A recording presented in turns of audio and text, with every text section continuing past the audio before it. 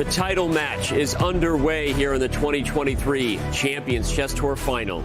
It's Magnus Carlsen versus Wesley So in a rematch of their round-robin battle earlier this week, where despite epic chess from both players in the end, it was Wesley So, the underdog, who took home the victory over the world number one. Will he be all smiles again here today at the end of the title match? We'll find out, because the show starts right now. I think You've heard the sayings. The road less traveled, rubber meets the road, I'm on the road to nowhere. That need to get up and go, to just shut up and drive to parts unknown. It's in our DNA. But this road has an end. And the beginning? Well, let's throw that in reverse. It's over. We have a winner, Magnus Carlsen. What has this kid got in store? He might A one-move checkmate. There's been curves, hills, corners, and even a breakdown or two. The game is over. That's a wrap. We see a reaction. Magnus is Magnus mouse slipped. Oh my gosh. Look at Jordan's face. Some have pulled over, but some What is he doing? slammed that foot to the floor and just kept going. Any second now, Hikaru Nakamura is the winner. Nodirbek Abdusattorov, Maxime, Vachier-Lagrave, the Frenchman. He wins the AI Cup. After 6 stops along the way, it's time for the greatest proving ground in online chess to drop that final pin in the GPS. Destination, Toronto, Canada. 8 players from all 4 corners of the globe descend on the Queen City with one goal: to prove who the one true king of online chess really is. I think this is the strongest final there's ever been. I know that it will not be easy. It's nice to play in top tournament. Magnus will want revenge. It's my last tournament of the year. I'm a bit desperate to end it well. Having the opportunity to play against the best players in the world is always a challenge, and I enjoy it. It's going to be a very close fight. It's going to be very exciting. Live from Toronto, Canada, this is the 2023 Champions Chess Tour Finals, and it starts now.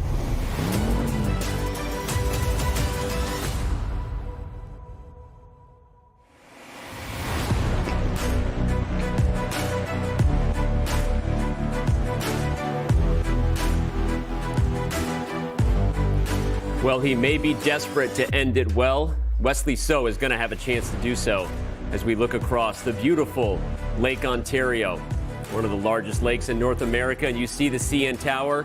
She's always there gazing upon the entire city. As fans will gaze upon the chess here in Toronto, it is time for the title match, the 2023 Champions Chess Tour Final. This is what we've been waiting for. Danny Wrench, James Canty, Levy Rosman. Guys, you can feel the energy. You can feel the nerves. The semis are done. Levy, your first thoughts on the final? We made it. My first thoughts are if you combine that top and that top, you get me. I like that. Look at that. We mentioned a little bit. Nice You know little what I'm saying? did we plan that? We Yeah, didn't, we did. actually. We didn't plan that. Spend more time together. I'm pumped. We have an opportunity to see a revenge. Magnus beating everybody in the round-robin stage except Wesley So, who went perfect to start 6-0. Obviously, succumbing to the last round of Fabiano Caruana, but Magnus out for revenge. Yeah. We have 2 days of action. This is an amazing matchup because Wesley has had success against Magnus in Rapid this year. So, Wesley. Wesley, and you know, Wesley in Toronto, in fact, you know, hence the name Flexley Serrano, right? He actually, it's proven fact, he gets 100 ELO when he's here in Toronto only. So you got GOAT, and then you have, you know, Wesley So, who's on 100 ELO just because he's in Toronto. How he Did you prepare that run? I did. That was hot. Thank you. That was hot. I agree. Wesley So on 100 plus ELO because he's in Toronto. Let's go. The show flow moves across to the bracket. Let's remind everybody of how they got here. The semis were exciting. Wesley So fell behind Abdusattorov, if you forgot that. He had to complete a comeback, and that's what gave us a very long day of chess yesterday. Magnus Carlsen won, but it took Armageddon twice. Will we look back on that matchup with Caruana and say that that was actually the toughest, closest match? Or will Wesley So do what he's done before and beat Magnus Carlsen in a match, not just here, but many remember the 2019 Fischer Random World Championship? Oh man, these guys are out for blood, you know, because I think Magnus doesn't like the fact that some people think Wesley can beat him in this format. I don't know. What do you think about that? Oh, definitely. I mean, Magnus, you know, he was showing up earlier. I want to hear y'all predictions just to make sure you're predicting against me so I can use that, right? Yeah. So the world, like, hey, we're rooting for Wesley, right? But, of course, Magnus like, yeah, I want you to root for Wesley. That's what I needed today, that motivation. I will say, and to the fans at home who are aware, this is very much a situation where the world knows who the favorite is based on past experience. It's almost like a Djokovic showing up to a final. The whole tournament, we're sitting going, is he going to make the final? Well, now he's in the final. And we see his opponent almost feels like, even though we are all fans of Magnus and probably Wesley, we're secretly kind of rooting for Wesley for a big upset here. Just a little chaos. We all love chaos. We all want a little drama, a little chaos at the top. Look, we had drama yesterday as well. We talked about how they got there with the bracket we showed you. Let's give you a little bit of a highlight reel of how things went down. The stage is set for the deciding match of the Champions Chess Tour Finals. The finalists, Magnus Carlsen and Wesley So, are no strangers to each other on the world stage. Historically, Magnus has been the dominant player. In classical chess, their record is 5 wins for Magnus, 1 win for Wesley, and 15 draws. Wesley is a 3-time US chess champion and a former Fischer Random world champion, defeating Magnus to claim the inaugural title in 2019. Last year, he won the Chess.com Global Championship, also hosted in Toronto.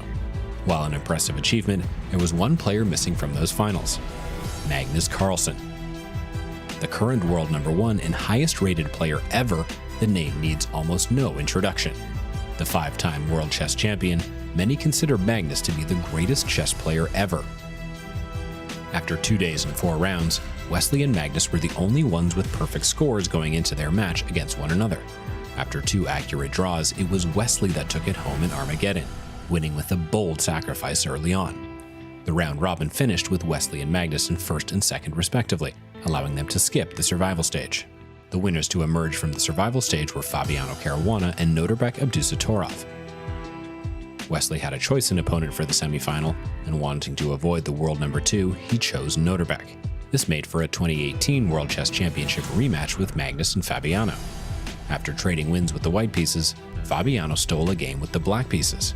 All he needed to secure the first set was a draw with white, but Magnus had other ideas. An early blunder from Fabi spelled the end of that game, and set 1 was sent to Armageddon. Despite Magnus's winning position with the black pieces, he used his draw odds to his advantage and went for a forced repetition line spotted miles away. Fabiano spotted it too, but in his effort to avoid it, his position worsened, ending in a win for Magnus. He could just throw in the towel. Magnus Carlsen, brilliant tactical awareness to take this Armageddon. That is set 1 to Magnus. Set 2 was just as heartbreaking for Fabiano, losing in Armageddon once again, marking the end of his run here in Toronto. In the other semifinal, Wesley started out strong, winning the first game of set 1. Nodirbek then came back, winning the next 2 games, showing incredible poise in critical moments with mere seconds on the clock. In the 4th game, Nodirbek found a 3-fold repetition to get a draw and win the set. The next day, Wesley came out swinging, winning the first 2 games of the set. Nodirbek found a win on demand with the black pieces in the next game, but drew the last one to lose the set. Tied at 1 set apiece, the pair entered into a final best-of-2 set to determine who would go to the finals.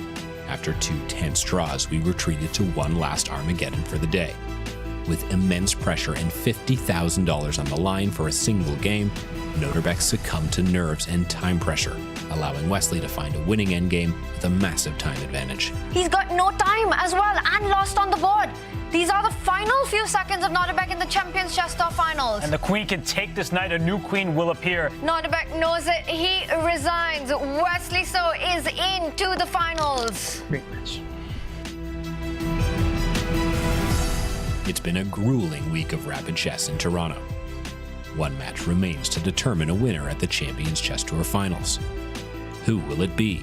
Magnus Carlsen or Wesley So? I think that was a proper tribute, a proper homage to the players who are no longer with us in Toronto. Love those shots of them exiting the door, but it's down to 2. Down to 2. It's down to 2. Yeah. It's Magnus, it's Wesley. Wesley. We start with the GOAT. Your thoughts, Yeah. Magnus? Well, Magnus always wants to win. We know that, not only in just the mental, but the physical. I actually saw him at the gym yesterday. Like, literally, I was just going to the restroom, and the gym's right there. He was walking into the gym to work out, and I was like, wow, the mental and the physical's there. As Wesley so even mentioned as well, too. He was like, yeah, he's just a little bit more fit at the top level, and you can see that. And then he went out to the Leafs game to see some other guys do their thing. Magnus is ready to go at all levels. Magnus also has said frequently that he thinks Fabiano Caruana is the clear number 2 in the world, and he might feel like he already got the job done. And Wesley is sort of the next in line. He might feel like it's a little bit of a weight off his shoulders. We see the head-to-head. They have played so many freaking games against each other. Yeah. 31-17 is wild. I mean, it's a 39 lead. draws is wild. Well, 39 draws is wild. Yeah, but of course they've played. Let's quick math. 87 games of rapid is what that was. And remember, fans, that stat was just rapid. Yeah, it's just rapid. It's not classical. It's not classical. Not blitz, They've played so many times. And a better stat is, what is Wesley's win percentage in all 3 types of formats? That was 31-17. So that's like that's a good basketball team. Yeah, it's like a third-place basketball team right there. Wesley's beaten him 17 times, and this year he's beaten him a couple of times as well. So we'll see which Wesley shows up. Magnus is doing Magnus things. We'll see which Wesley shows up to battle Magnus. Let's remind everybody of all those Magnus things that he has done here through the first 6 days in Toronto. A 7-3 record overall in his white and black games there. Misread that one, but I want to jump to the brilliancies, by the way. He's played 8 of them. Wow, that's tied for most with Wesley So. That's a fun little stat right there. Crazy. A 5-1 Armageddon overall record. Candy, biggest stat that jumps out to you on the Magnus scoreboard? That 5-1. That 5-1 overall is the biggest for me. I mean, obviously the 8 brilliancies is nasty too, but that 5-1. And guess who gave him that one, Danny? Oh, that's right. It was Wesley. Yeah. The question is always, can you stop Magnus? Wesley has done it already once today, but now more games in the match. Yep. We heard Hikaru on his way out say that if Magnus gets more games, it's obviously more of an opportunity for him to make a comeback if he goes down in a match or if the match is tied. We saw it against Fabiano. He did come back. I'm going to go back to the fact that that match was a barn burner. 2 times it went to Armageddon versus Fabiano, and Magnus still managed to overcome. Yeah. And Wesley roaring back against Nodirbek. I mean, it's pretty clear both of these guys deserve to be here. Yeah. So now we're just going to have to see who the champ is. Who the champ? Right. The champ is here. These guys do deserve to be here. We're happy you're in here with us. Another person who's in here with us right now is Kaya. She's been patiently waiting for a chance to jump in. So, Kaya, good morning. Hey, Kaya. Morning, Kaya.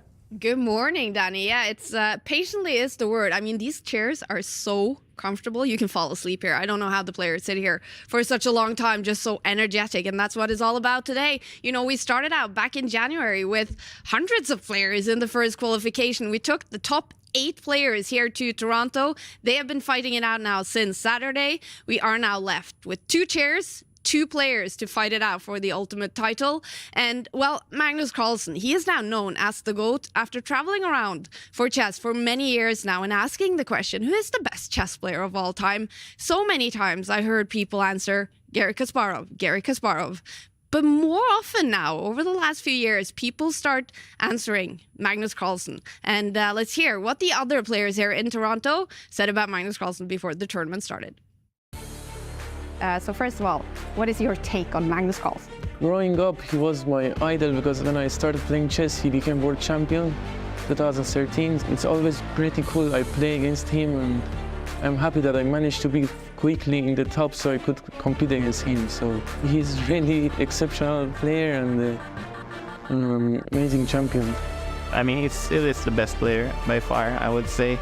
I don't think he's as motivated in chess as he once used to be. And Magnus Carlsen is, of course, he's incredibly strong. It's very hard to play against him. Well, Magnus Carlsen could definitely be considered the greatest player of all time, or at least in a close battle with Garry Kasparov. Yeah, it'll be interesting to play against him, see his form, and hopefully at least some of us can put up a good fight and maybe beat it.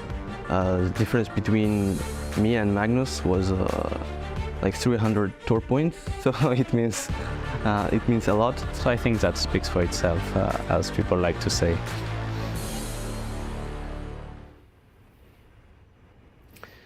He's admired by his peers. He's feared by his peers. Right. They look at his chess and they look at what he does. They're always impressed.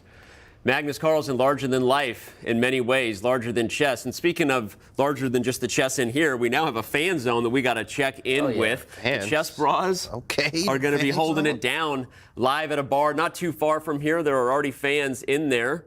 We see a few of them. I think there's a lot of fans in there. We're seeing through. Ooh, somebody's filming right there. Eric and Amon are going to be hosting. If you're looking for a different flavor of commentary, you can head over to the Chess Broad channel, as they will have the call with a lot of fans who will probably have a great and a safe time. Is that Ariane Tari right there? That is. That's Ariane Tari right there. Grandmaster? That is a Norwegian Grandmaster. But all right, those are the fans who are here to cheer for Magnus. Well, guess what? Last night, Magnus Carlsen was a fan as he went to the Leafs game.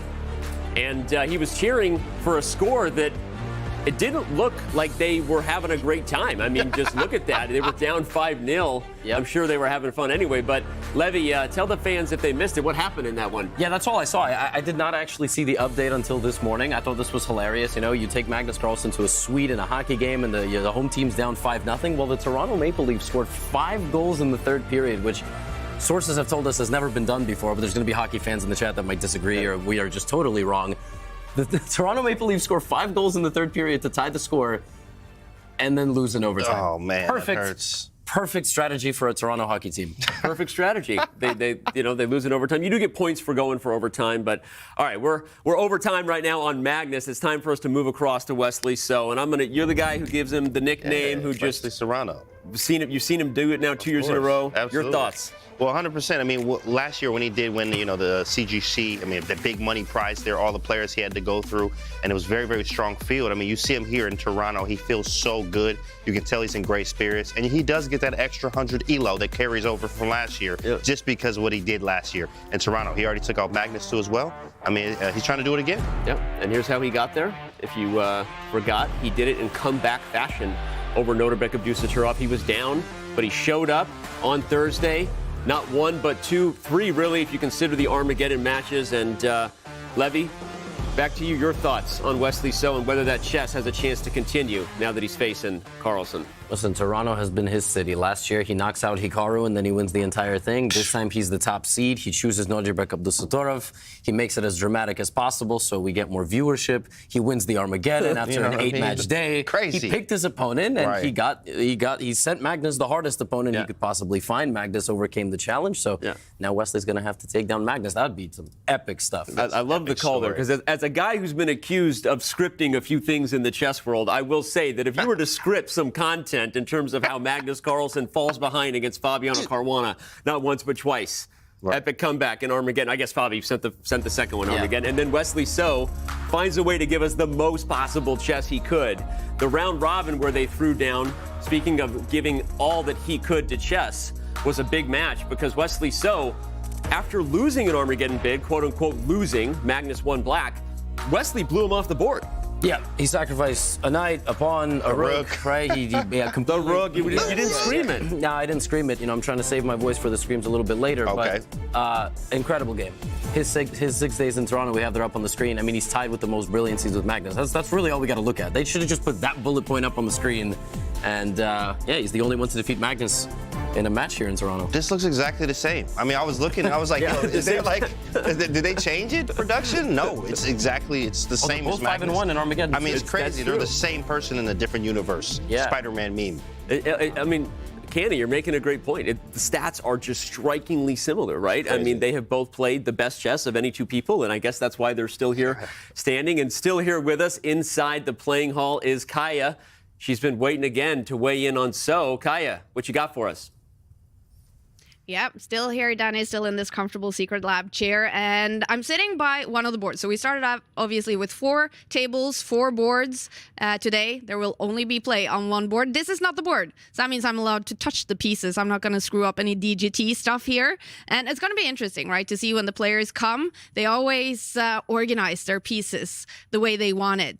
Shadub, Magnus Carlsen, always puts his knights like this. Wesley So, however, he likes to have them facing towards the heart. Both knights facing like this. So this is what Wesley will do when he comes to the board today to play the first game with the white pieces. He is the top seed, remember. So I want to ask you guys, what do you think will be the first move in the big final when Wesley So has the white pieces in game 1? It's hard to guess first moves, but I'm going to guess that he doesn't play 1e4. He struggled with 1e4 against Nodirbek Abdusattorov. A couple of his losses came with that, and he told me hanging out in the lounge that he was not too happy with the opening there. So will he play 1b3? I guess I'll guess that for funsies. But I don't think we're going to see e4. Wow, that's a good observation. I actually thought he would play e4 because of based off the interview that you gave with him, and he was like, yeah, favorite opening. He said e4. I was like, oh, cool, e4. So feels like that, but you have a great point. He just didn't do well with e4 against Abdusattorov. Yeah, I'm going to predict that e4, you don't know if Magnus will play e5 or c5. E5 is symmetrical. It's going to be a Spanish or an Italian, and he will ease into the match. Or Magnus could just show up guns blazing with a Sicilian. Right. And I kind of feel like Wesley might want to ease into it and play a d4 because that kind of controls the action. We're going to get a traditional queen's pawn, the d and c pawns. But, I mean, he might show up and do whatever he wants. So, but my guess is d4. I like that take, though. If he doesn't want to fight in game one, maybe avoid e4 because of the Sicilian. Kaya, what do you think? No, I'm just going to say what I'm hoping for, and that is exact same as you, Danny. I'm hoping for the b3. I love that opening. So much fun. And Wesley So, well, he is here, ready to fight. This means so much to Wesley So to be able to fight for it and maybe have the chance to win the Champions Chess Tour 2023. We did sit down with him before the tournament to talk about what's at stake here. So we are here in Toronto. I am Kaya, excited for the CCT Finals here with Wesley So. Nice to be here in Toronto. Yes, good. I'm also very excited, and it's good to see you back after such a long time. Only 8 of you made it here to Toronto. So what makes you excited? I did very well last year. Yeah. Hopefully it's a good sign, and it's the same place. This one my most favorite hotel from last year, so hopefully that's a good sign. What are the fans in for this week? Things are going to happen very quickly. Right from the very beginning, there's a lot in stake here, so players are going to be very competitive. And obviously, some time ago, you learned that the finals would be over the board. What was your reaction to that? I don't know if you know, but we're playing in a computer, right? No, you're playing over the board. Oh, we're playing in a real board. Yeah. Oh, so you're learning that now. Yeah, I was quite confused. I don't know what Magnus has been doing, playing online all this time then. Wait, okay, so thank you. Yeah. Can you describe your playing style? When I was younger, I would always play 1e4 and play the Sicilian with black. Like, I was very aggressive. I'd go for mating attacks, but I could not play the endgame. And then when I turned 16, I started reading a lot of opening books. And then when I reached 2600, I realized that you cannot just go for the attack every single game and hope to win, because 2600s are not stupid. They will bring you down. And what would it mean to win it, Wesley? It would be amazing. It's my last tournament of the year. It's really a big deal. This year is much stronger though than last year. You got Magnus, you got Sati, you got Hikaru. So there's a lot in stake. Wesley So, thank you and good luck in the CCT Finals.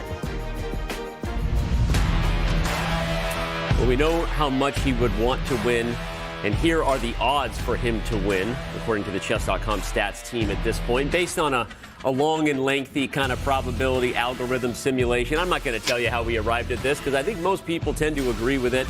Magnus was a 50% favorite coming in, Wesley 7. Now it's a 0.25%, 25% chance according to 75%. But all right, there's a chance both players are about to come in right now, and they typically like to get ready. So I think we're going to get out of here. Let's throw it across the sea, the Atlantic, to Tanya, Robert, and David. We know you guys are waiting. You're as excited, I'm sure, as we are to see what action goes down on the board. So, Tanya, how you doing today? I'm doing good, Danny, and super excited about everything that's coming up. We've been building up to this moment all year round, the fight for the championship, and it is between the two best performers. The top two finishers of the round robin is the world champion taking on the global champion. Clash of the Titans, however you look at it. How does Wesley defy those odds today, Robert? Well, we've been really waiting for this clash for over a year since Wesley So took down the 2022 Chess.com Global Championship and Magnus Carlsen won the 2022 Champions Chess Tour. So these two players, they came in as defending champions. Only one of them can escape and keep their crown. Who will it be, Wesley or Magnus? I think Magnus has to be the favorite, as I always say, but Wesley will give him all he can handle. Yeah, it feels like a unification match in some way, and it's just a tantalizing prospect. If we see anything like the chess we saw when these two met in the round-robin stage, then I'm going to get my popcorn out and just enjoy. But yes, Magnus, I think undoubtedly, even Wesley So will admit, he starts as the favourite, but he cannot relax. One move, one slip-up, and Wesley will be ready to punish him. Magnus Carlsen, it's hard to bet against the world #1, regardless of who he's playing. And we had such a big semi-final battle.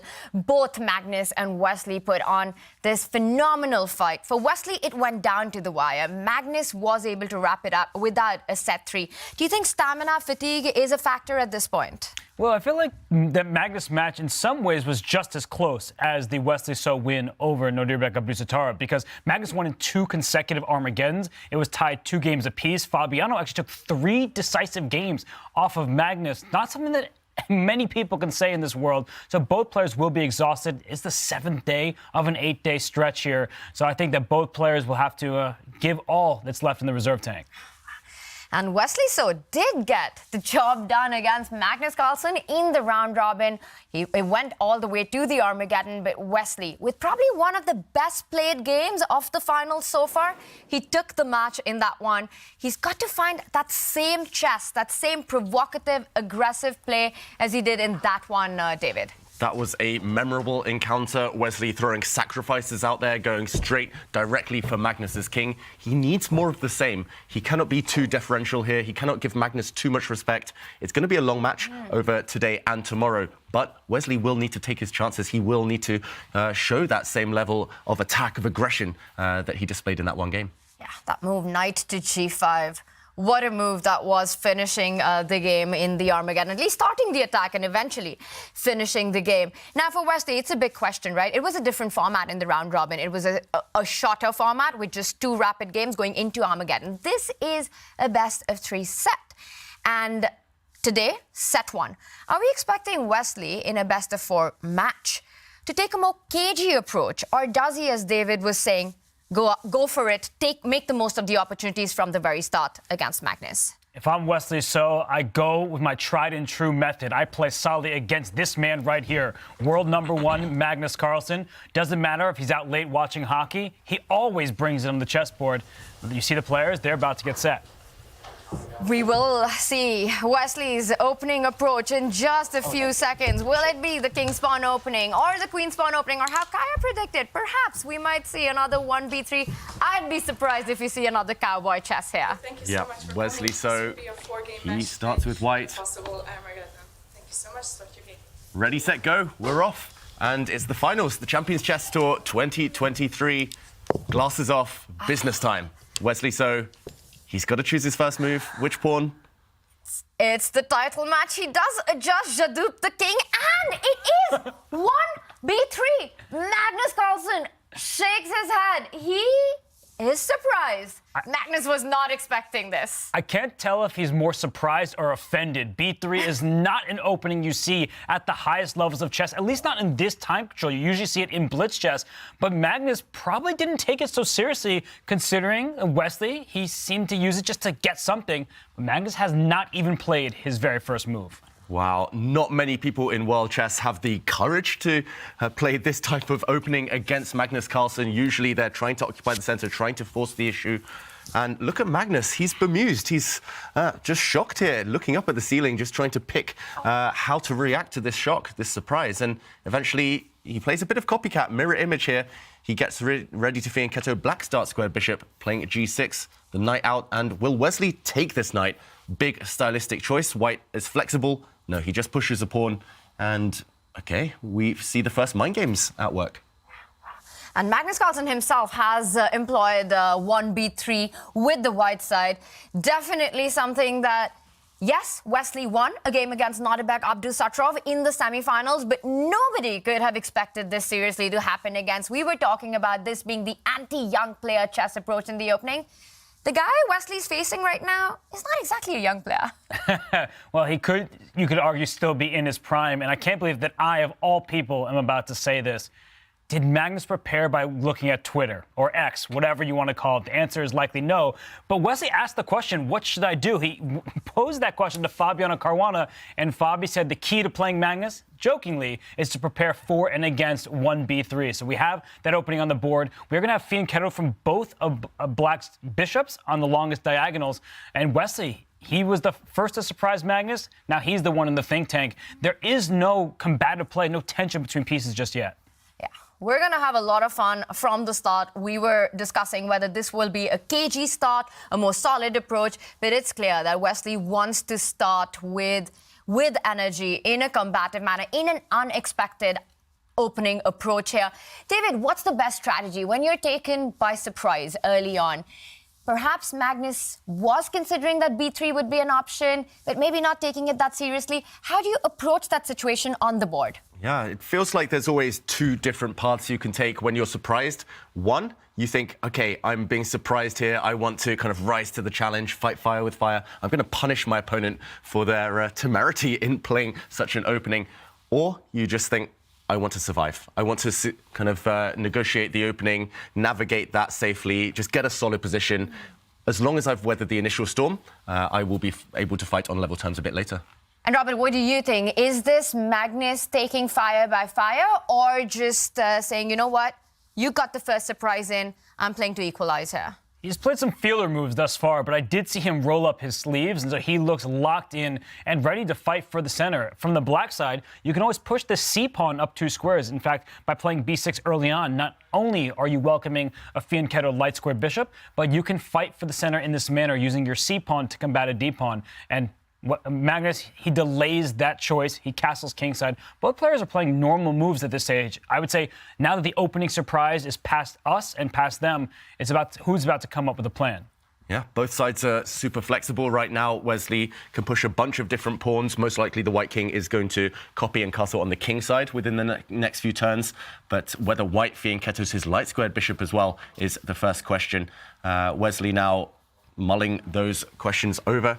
If white does Fianchetto, then we'll see all 4 bishops on the longest possible diagonals, all kind of neutralizing each other, and roughly level play there. White's kind of pride and joy right now is the pawn center. White has extra space in the middle, so Wesley will be trying to figure out a way to ensure that is maintained over the next few moves. But he's peering into the future. He's trying to work out a plan of action, the next half dozen moves or so, and this is kind of a good moment to pause because we are reaching the end of the opening. The surprise is over, as Robert says, and it will soon be about those middle game plans.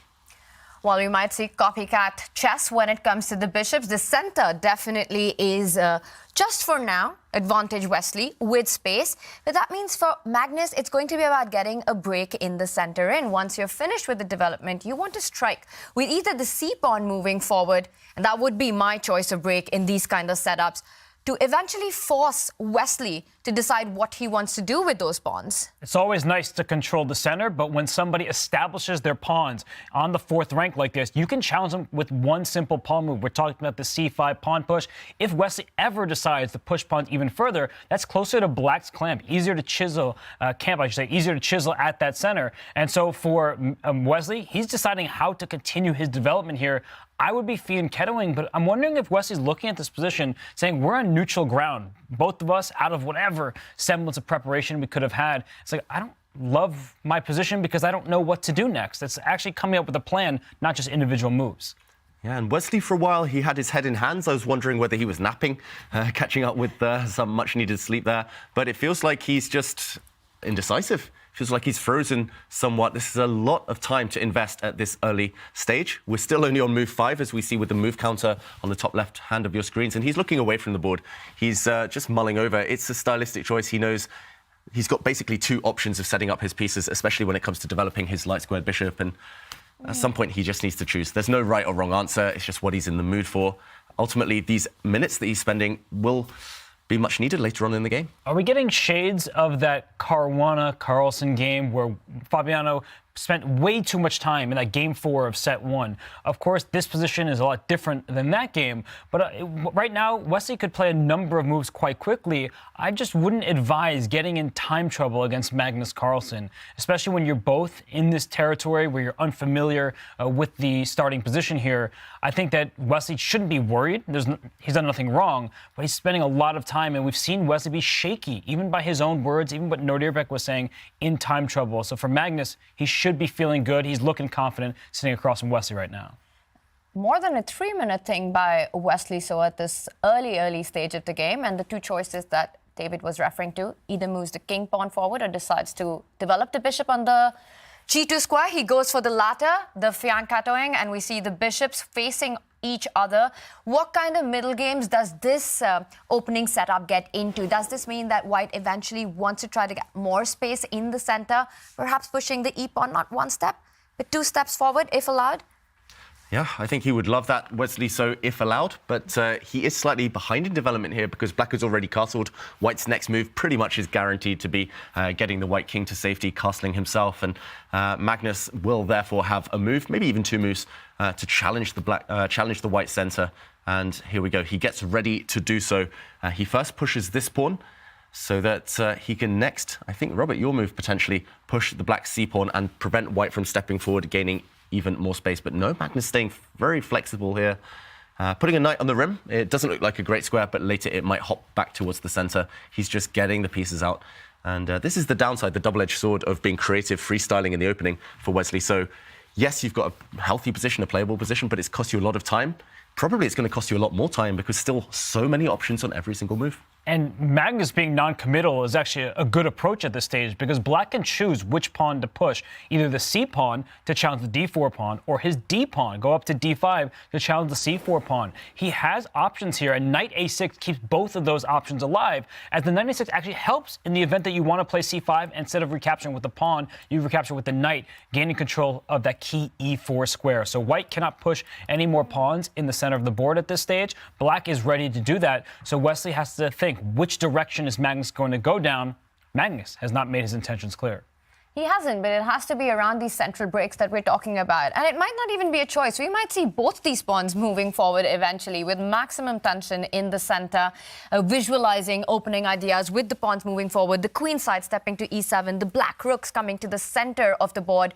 You get c5, d5 in. And that feels like the ideal opening development that you want with Black. What about the White's pieces? Where do you want to place them in the structure? And this is the issue. This is why Wesley's burning even more time on the clock right now. He would love to, for example, put his knight on c3. If he gets more time with White, he would love to put his rook across to e1 and throw another pawn into the middle. But the problem in this type of position, as is well known in these types of what we call Queen's Indian structures, where Black fianchettos on the queen side, Black often just plonks a knight onto this e4 square and trades off. Black was slightly cramped due to White having a big pawn center here, so any trade of minor pieces tends to free up Black's position. Of course, this isn't the only approach. Black's knight doesn't have to jump in. Black could go for one of those pawn breaks we mentioned, but this is what forced Wesley to think twice before bringing his knight out. He was scared of a trade of knights opening up this dark squared bishop, so instead he simply pushes a pawn forward. This is really timid play, really kind of non-committal play by either side. I think they're both waiting for Magnus to kind of strike out in the center, and he does. Now we will see what happens with these central pawns. Likely another one incoming soon. Even more so than these pawn breaks in the center, I'm looking at the clock. Magnus has built a nearly 4-minute lead on time. And if you're Wesley here, he takes in the center, so a little bit has been clarified. I'm wondering if you're keeping one eye on the clock to make sure that you don't get yourself into too much time trouble. Magnus has not recaptured yet. You think that when someone captures your piece, you just take back. But look at how many pieces he can capture back. He will not be taking back with the queen. That would be a blunder. We typically do not want to lead with the queen when so many pieces are on the board, but he can capture, say, with the pawn. That would be the most normal looking move, and he does just that, but he was thinking perhaps I take with the bishop to keep the diagonal open. Yeah, he takes with the pawn, establishing a long-term presence there. Now, space is pretty much level. The pawn structure slightly imbalanced. White has an extra pawn on the e-file, Black has an extra pawn on the c-file. Black controls the pawn breaks, and it's just about whether Magnus kind of takes a slower maneuvering approach right now, or whether he lashes out and puts another pawn in the center. Black can put a pawn on c5, challenge in the middle, and we'll see maximum tension. It depends on Magnus's mood. he's kind of mixing and matching the plans. This is one you mentioned earlier, Tanya, just bringing the black rooks to the center. It looks very healthy for Magnus Carlsen right now, but still in the balance. And another plan that comes to play after this trade of pawns in the center is the fight for the e4 square now. Magnus can line up on the e line, get that rook going, and even jump in with that knight to e4. Meanwhile, Wesley looking for counterplay on the c line, trying to target that the c7 pawn. I am expecting the c7 pawn eventually to rise up 2 squares and once again challenge that d4 center that we've been talking about. But looking at the clock situation, it feels that though Wesley managed to get that 1b3 early surprise in, Magnus is the one who's happier with the opening outcome. Magnus has easy moves to make, but I just want to note that when black does eventually play c5, it gives white an option to take on c5, either leaving black with an isolated pawn. So let's just show that, right? You can take on c5, and if black takes the knight, hopping the knight to the center, you have this isolated queen pawn, and Wesley just won a game from the white side of this type of position against Nodirbek Abdusattorov to eliminate the young Uzbek talent. And if he takes with the pawn on c5, we get what's called hanging pawn structure. And I think this is good for Magnus, considering the clock. But what happens in these hanging pawn structures, it's difficult to move either pawn, because if you push a pawn, you leave a square behind. And let's say you push the c pawn, then white says, give me that d4 square. And I'm ignoring the fact that it's giving away a pawn right now. The main principles of those pawns are very difficult to push because it's such a big decision handing key squares away to your opponent. Yeah, often there's kind of a really split camp here. Players either love those hanging pawns or they hate them. And I think Magnus, knowing him a bit, he quite likes these hanging pawn structures, but it's a lot of responsibility having these pawns here. They will come under heavy fire in the next few moves, so you need to be ready. And Wesley, again, non-committal with his moves. Rook to e1 looks really, really slow, I've got to admit.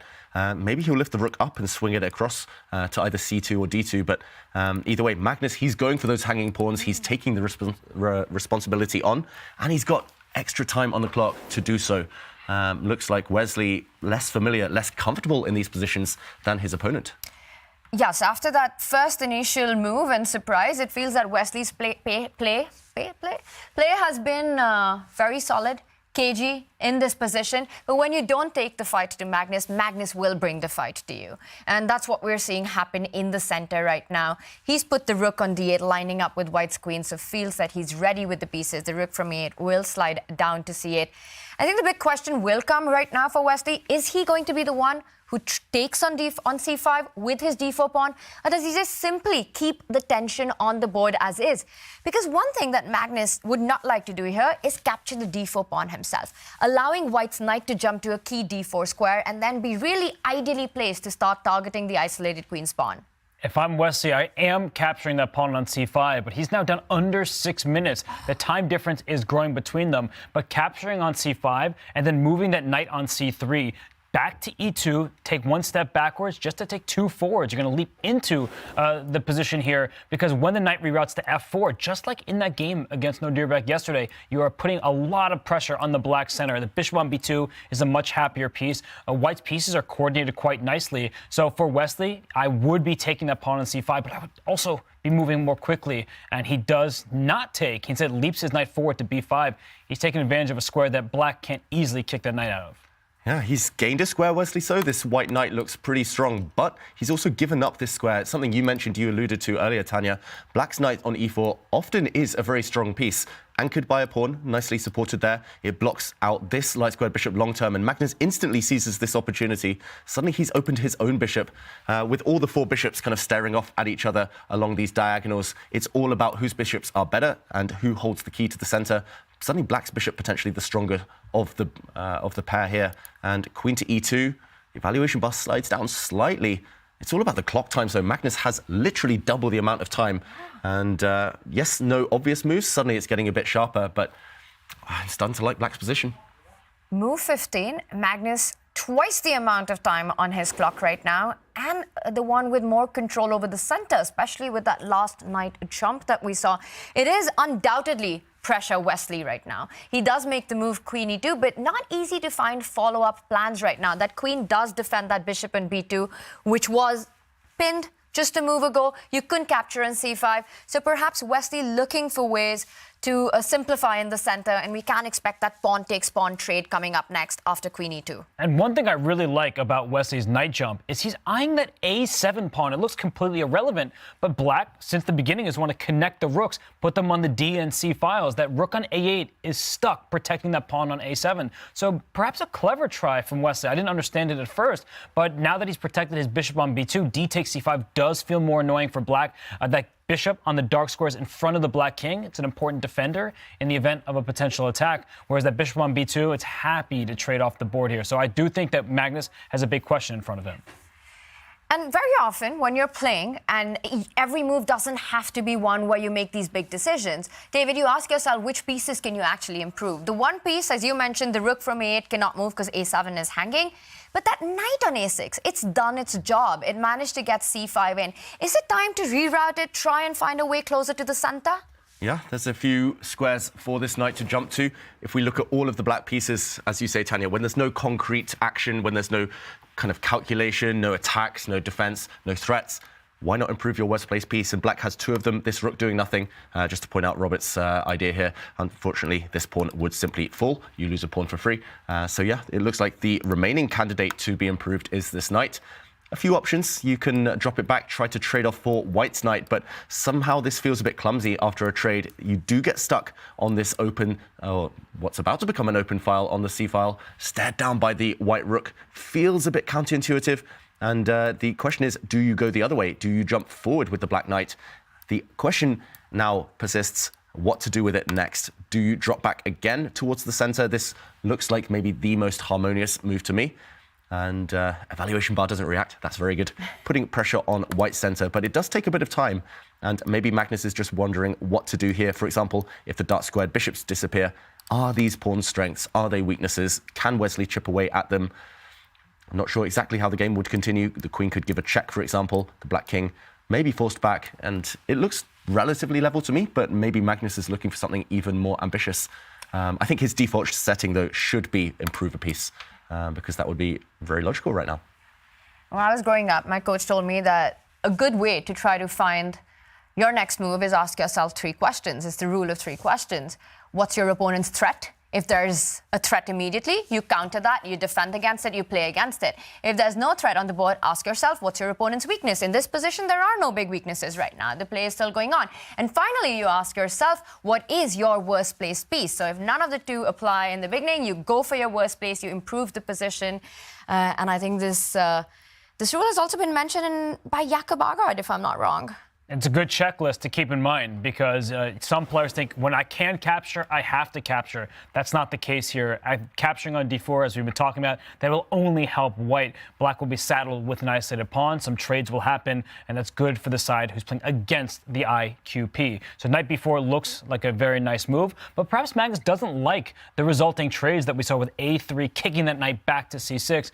So for Magnus, who's had a big time advantage, he's using his time wisely, but suddenly it's getting closer on the clock, and that's good news for Wesley So. Yeah, really long think now, over 4 minutes from Magnus Carlsen. Tanya, earlier you mentioned your move on the board, nice one. You mentioned the pay. Look at the pay differential between first and second. Whoa. Ooh. Whoa. That was not part of the plan. Knight a2. Wow. That is an intruder. I've seen Yasser Seirawan games like this where he's talked about funny knight moves, but that knight just trapped itself over here. And in fact, the rook can slide over and the knight cannot escape. The c3 square is covered by both the bishop on b2 and the knight on b5. But what Magnus is doing is saying, go for that knight, I'm going to go for yours in return. And after the move a6, you take on a2, I take on b5. This is looking very interesting, but in a way that white can maybe steal a pawn here, but the queen could get in some trouble. So this is one of these situations where calculation over everything. James Candy, I see you. That's required because bishop a6 at the end of the line, and that white queen is in danger. Yeah. Is she trapped? That's the big question. If she takes a pawn right now, she gets kicked around, and I think she might be caught. I'm trying to just find the killer blow. She's only got one more safe square. How do you close the net around her? Do you keep chasing her around the board? Is she finally caught in the center? What recognition from Magnus to see this from a distance. Right? He didn't just stumble into a pawn sacrifice that hopefully works. That's why he was spending all that time here. That queen is trapped, and that's not a usual place for a queen to get trapped right in the center of the board. And that's not a usual place for the black knight to land on the edge of the board in your opponent territory. Knight to a2, just completely out of the blue. But to play this move, it's one of those do not try this at home moves. If you play this, you need to calculate this line till the very end. And Magnus has gone for the move a6, and Wesley now slows down. If he wasn't to capture that pawn on b5, let's say you take rook takes knight, because there is no other move. You have to capture black's knight. White's knight's got no square to retreat. Black takes it back. If you don't go for that line with queen takes pawn, I'm liking black's pawn structure now. A pawn from the side has moved towards the center of the board. The A file has opened up. This is advantage Magnus.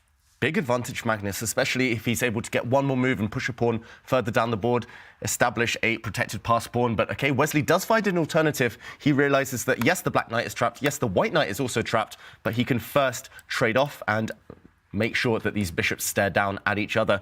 Maybe he intends to actually capture this knight with his queen indirectly within the next few moves. This one is really heating up, Robert. But I have to say, that knight a2 idea is brilliant. Chess.com's game review, it gives brilliant symbols when you make a move that's a sacrifice. It wasn't initially a sacrifice, but the idea is so sublime. It just is such a crazy decision to give away your knight, but to get your opponent's knight in return like this. You could tell it caught Wesley so off guard. So love that decision, knight a2. One of those moves that puzzles everybody, including myself. But then when you see the brilliance revealed, Magnus Carlsen coming up with creative ideas, and now he should take back this knight. He'll take back the pawn on c5 in a couple moves, and I do like his pawn structure here from the black side. Yeah, maybe he has to be careful here, Magnus Carlsen. If he takes this knight first, I'm wondering whether white... oh, no, maybe you don't get time to throw in a sneaky attack on the bishop because the knight drops back and saves itself. But yeah, the pawn structure you mentioned, the brilliant pawn structure, would be this one for black. And if you can keep them alive, this is a really tremendous trio. So we're expecting this from Magnus Carlsen. Clock's leveling out or getting closer towards each other. What a game. This has really sprung to life just in the space of the last three moves. Absolutely. Knight a2 is one of those moments where you get a peek into the minds of a genius. This entire idea and the follow-up, we were thinking about how you can improve the position of that knight at the edge of the board. And Magnus just finds a way that I think no one saw coming, including Wesley. But Wesley, things are still level. He finds a way to keep the balance going, takes the pawn. Now the bishops will get traded off. And this is one of Wesley's quality as well.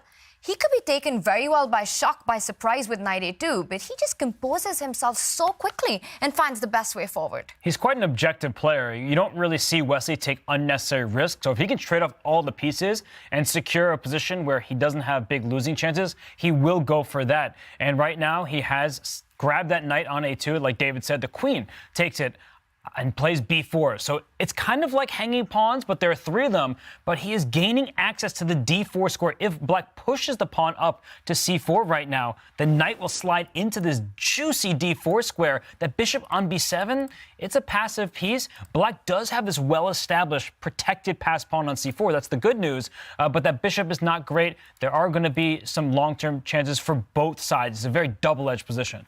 Yeah, really strong move there from Wesley So, and it's not a pawn sacrifice, we should mention. Pawn takes pawn. It looks like the white queen is in a bit of trouble here. The pawn in front of her is pinned, but simply a slide to the right, a check, and next move, you regain the pawn. And actually, this is a far inferior version for Magnus Carlsen here. For example, if he moves his king, suddenly pawn takes pawn, the white knight gets access, but you don't have that strong pawn, that pass pawn that Robert was mentioning. So I think Magnus has to pretty much install it now on the c4 square, has to part with that dark square control, but yeah, very much kind of dynamically balanced right now.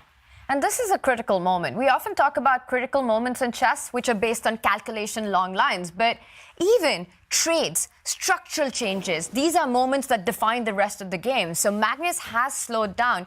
He needs to take a decision. Does he go forward with the pawn? Does he keep the tension? The line that you were pointing out with that c-pawn moving forward, it not only gives Magnus in compensation for that d4 juicy outpost, the passed pawn, as you mentioned, but also this a3 pawn. That's going to be a long-term weakness in Wesley's camp.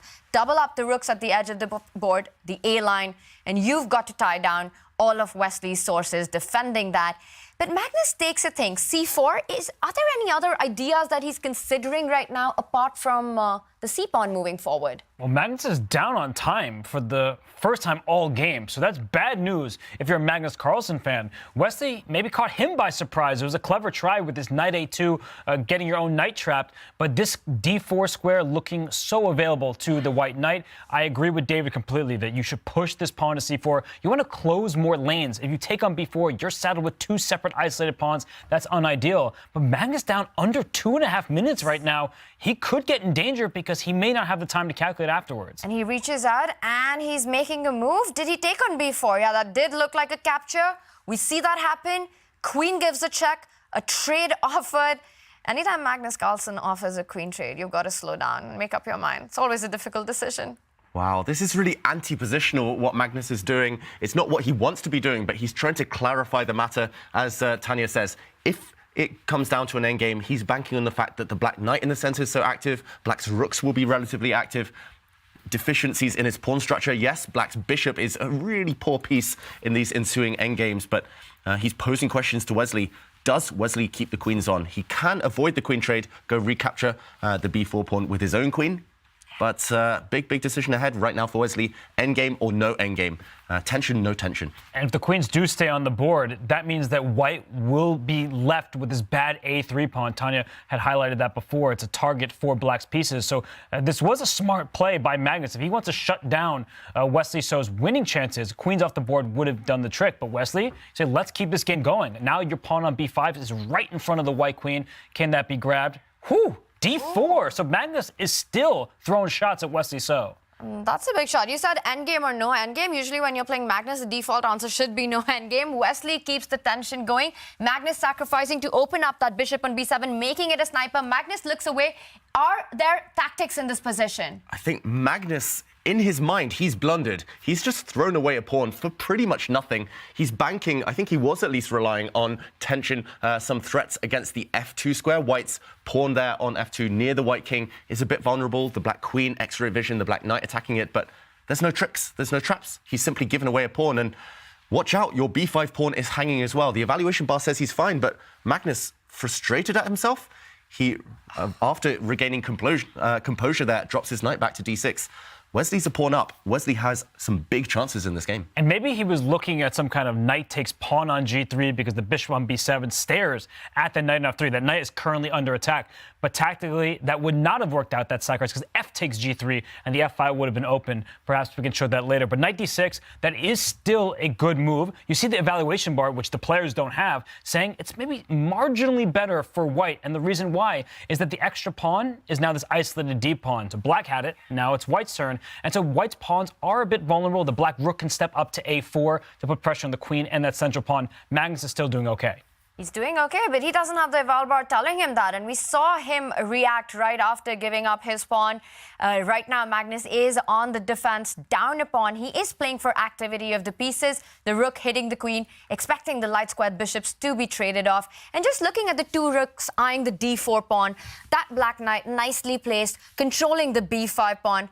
I think Magnus has enough to keep things under control in this one. He should have enough, but it is certainly Magnus Carlsen as black on the defensive who needs to show accuracy to draw this game. I don't think right now Magnus has any winning kind of ambitions in his mind. He just wants to save this one because he is down a pawn. Yes, he might win it back. Yes, black's rook is active. Black's knight is actually perfectly placed, as you mentioned, but some work to be done. Bishop's off the board now, and how will black continue the pressure? Will the rooks align?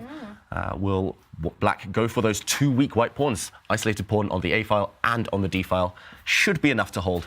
But it's going to get hairy as both players approach the 1 minute mark. And he jumps in with his knight. Magnus really trying to force the issue. He's just trying to hoover, as I would say, everything off the board, vacuum everything off the board. Second pawn drops, though. Oh, but look at this. That black rook is in the sights of the white queen. But if you take that rook, the knight jumps out of the way into e3 with check to scoop up that queen. So that was really nice tactical awareness from Magnus Carlsen. He's just trying to liquidate at this stage. He's not really playing for a win, but the white king doesn't have too many pieces in front of it. So Wesley, who has been the driver's seat these last few moves, he does still need to exercise some caution. Really nice trick there. Poisoned rook right now. Wesley cannot take that rook. He drops back with his knight, though. trying to break the coordination between the black rooks. They're kind of protecting each other. I've said it before, X-ray vision, but one of them is hit now. That white knight attacking the rook in the center. This is where things could fall apart. If Magnus isn't careful, he's now down under 1 minute. Then his position could collapse instantly. But he's got to be careful now. He drops a rook back to hit the white queen. Really accurate move there to hold things together. And it was a very critical one because there was no way to maintain connection of that other rook on the 4th rank to indirectly defend the a4 rook. So rook a5 hits the queen, not giving Wesley time to capture the rook on d4. But it feels like so many pieces are codependent right now, defending each other. And Magnus still needs to be careful because that queen can stay connected to that black knight on the board, creating threats. Wesley needs to be careful because he's down to 20 seconds. This is not an easy position to figure out. I think if Wesley's given the opportunity, he'll try to trade those queens. Knight d2, hitting the queen on b3, forcing a knight trade here. And I think if all these pieces come off, Wesley with an a3 pawn, he still has maybe an outside shot to win the game. But Magnus, you know him. He knows endgames like the back of his hand. He'll be able to hold that. And you can do that right now, right? You trade everything off on f3, give a check on d3, and I was going to say you win the a3 pawn. And then I just realized there's another rook on e1 that can step up on the 3rd rank at the end of all the trades. And actually, Wesley survives with the a3 pawn. Wesley will be a pawn up. It's not the best pawn in the world, the white a3 pawn. Probably more of a weakness than a strength right now. But as you mentioned there, Tanya, if you don't win it, if the queens come off, rooks come off, suddenly that pawn could be priceless. So Wesley recaptures the knight right now. It's still level material. How does Magnus try to compensate for the pawn? The longer you're just a pawn down in this endgame, the more afraid you become. So will he keep the queens on? Magnus loves his endgames, but he can block this trade of queens by swinging black's rook over. No, he goes for the pure endgame. And, OK, it's only Wesley who can win now. It's a 2-result game. Magnus needs to show great defense to hold this game. I love that move, though. By pushing his pawn, he wanted to push it one step further, and he's trying to kick the king back and also gain some key squares for his rook. So Wesley's king, that's going to be stuck over there on g2 or on that side of the board. And then how do you push your pawn? You'll need to line up both of the white rooks to the square, but after rook e3 is forced. And now without these rooks on the board, White's pawn structure, it's fractured, which makes it harder and harder to win. Yeah, if the white king was slightly quicker, if the white king gained a few moves, rushed over to the queen side, kicked away the black rook as a blockader, White's a-pawn would run down the board, sprint down the board and win the game, promote. But I don't think he's going to be quick enough. Look at Magnus's king now incoming. White's pawn structure just too weak on the other flank. I think Magnus has estimated this one correctly. Wesley waits, a bit of an odd one there with his rook. And I think we'll see. He has to be quick, though, David. Ooh, indecision there from Wesley. I think Wesley's a bit nervous that if his king goes to the queen side, pawn h4 for black could be a thorn in his side. And Magnus plays it anyway, but if that king were closer to the queen side, after rook takes h4 here, that h3 pawn would have been tender, but now the king comes to its defense. But Wesley does seem uncertain. He's bringing his king to 2 squares without letting go. I think we're going to see a repetition right here, and it is being played out. And the first game of the first set of the championship fight ends in a draw. Wesley So gets in a 1b3. Magnus with some incredible middle game play. Jumping with that move with the knight, knight a2. What a move that was. And eventually giving up a pawn, falling in a bit of trouble. Magnus under pressure, navigates his way through the tactics eventually. And a peaceful result, but not without moments of high tension. It's one of these games, and you hear the arbiter talking to the players about when the next game will be. Sounds good. Magnus says, yeah, okay, that sounds good to me. But it's one of those games where both players have reason to be happy and reasons to be unhappy. For Magnus, he had his clever knight jump, but then he blundered, sacrificed a pawn. It worked out, so maybe it was a sacrifice. But for Wesley, once hit with that surprise, he handled things to perfection. He was never in any true danger. So both players, it was a mixed bag. It was quite the tension on the board in those moments, David, after d4, after knight a2. And even though it started slow as a cagey fight, things built up.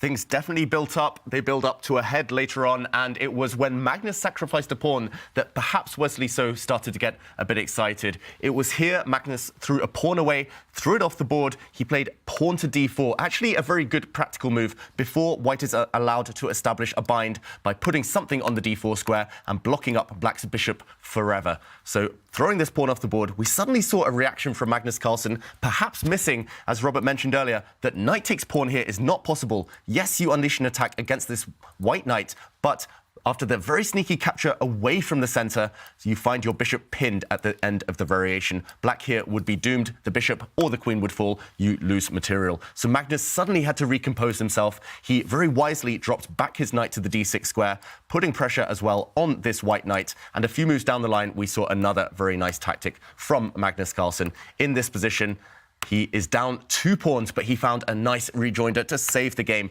Rook takes on d4, defending this rook indirectly because if it's captured, this knight check out of the way, hitting the white king, gaining time, would have won the white queen. There were some interesting moments later on in the endgame, but ultimately Magnus Carlsen was never in too much trouble. And Wesley So continues to be that B3 cowboy. And we see a tweet from earlier for Wesley. He said, "It's now or never," Magnus, responding to what's not to like. "It's not a terrible move," says Magnus about the prospect of fulfilling his 2023 resolution to win a tour game with one B3. Is it now or never for Magnus? He gets the white pieces in game 2. Will we expect B3? Ooh, that's going to be quite the troll. If Magnus responds and returns the favor with the 1b3, we will find out. And of course, the action is all happening in Toronto. The epic finals that we are watching. It's all eyes on Toronto. And there's a party on. Everyone is celebrating this big clash in Toronto. It is happening. The watch party with chess players, with chess fans from the city. And we will be back with Game 2 action.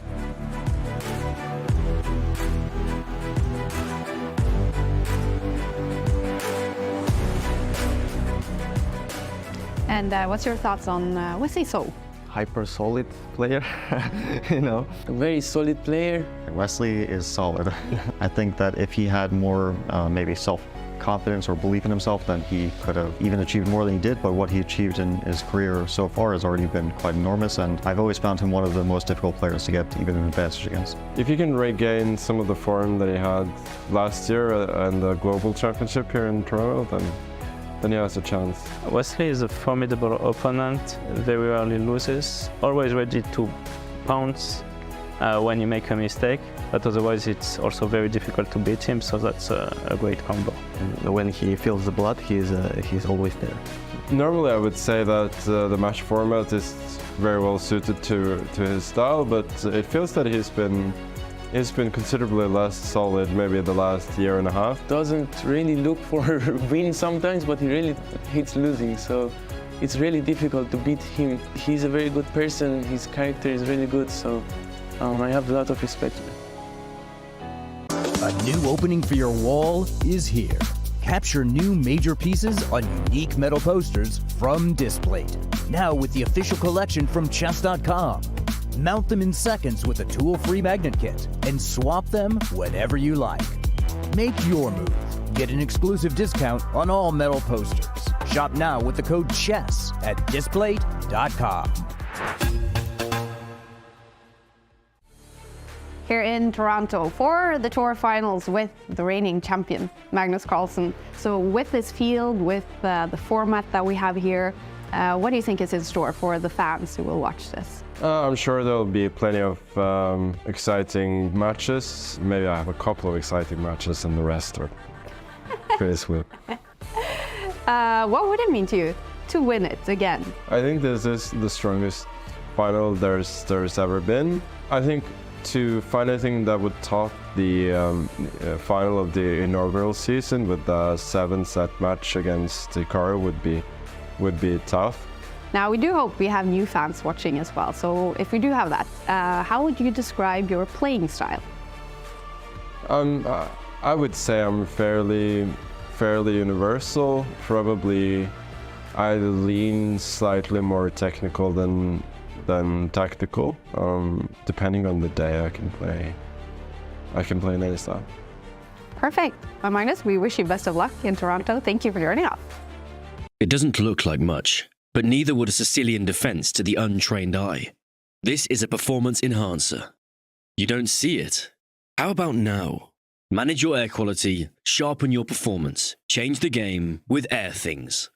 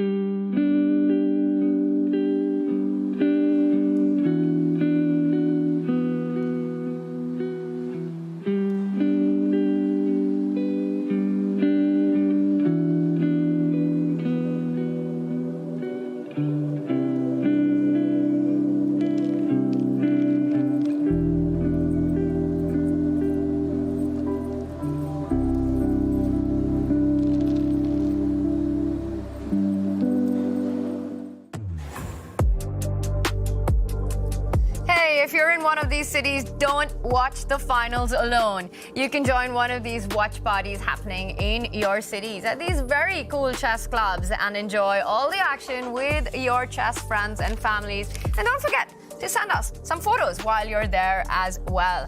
And talking about celebrating chess with everyone, we've got a fan zone in Toronto where a lot of chess is happening. It's Chess Fever in the city. And we've got James Canty, who's down by the Belfast Love. He's at the pub, he's having fun. Let's check in with James. James, how you doing? I'm doing great. We're at the Belfast Love at the fan zone. Do you hear that? Can y'all hear? Look at this. Look at all the people behind me. You got Arjan Tari standing right there, Eric Hansen, you got Aman. It's fun, it's live, there's boards everywhere. It's nothing like it, Tanya. Back to you. James, this sounds like your dream job to me. By the pub, playing chess, having fun with the boys. Tanya, I'm going to stay here, okay? I'm just going to be honest with you. I'm not coming back, okay? Oh, well, James, you got to keep us updated with all that happens. I'm going to say, I mean, we're feeling a bit bad. We wish we were there with you right now. Oslo's fun. Of course, you always have, you know, the Good Night Pub out there. Shout out to the buddies out in Oslo. But we have our Toronto version of it, and I'm not going anywhere anytime soon. So you're going to have to pull me out of here for me to leave. It's a lot of fun, a lot of chess. We're watching the match. So, you know, I know you guys are having a good time over there too, huh, Tanya? And James, I just wanted to ask, who is everyone cheering for out there in Toronto? Are they cheering for Magnus Carlsen or Wesley So? It's a little bit of both, but I think they're mostly going towards Wesley because he's the soft-spoken, oh, no, Magnus, go easy on me, you know, like, but he's really, really strong. We already know this. He's just trying to play the victim card at the same time. But most people are rooting for Wesley here, but they just want to see a good fight at the end of the day, David. Who are you rooting for, David? Well, James, I'm going to save David here. Let's be honest. But most people in a pub are probably rooting for you to chess box against Aman. So when are we getting that to happen? Yeah, well, first I'm going to show one of these. Of course, we're going to flex one. We always got to do that, of course. And then secondly, Aman was like, yeah, I don't want to do that. I'm going to retire at the top because he already got a dub. He's a world champion boxer already. So he was like, I don't want to do that. We're going to let Canty have it. And I totally respect him for that. All right, James, enjoy yourself. That looks like so much fun, and we'll check in with you. I don't think I'm expecting you back at the playing arena anytime soon, but you have a good day there. Thank you. You do the same. I'll see you guys later.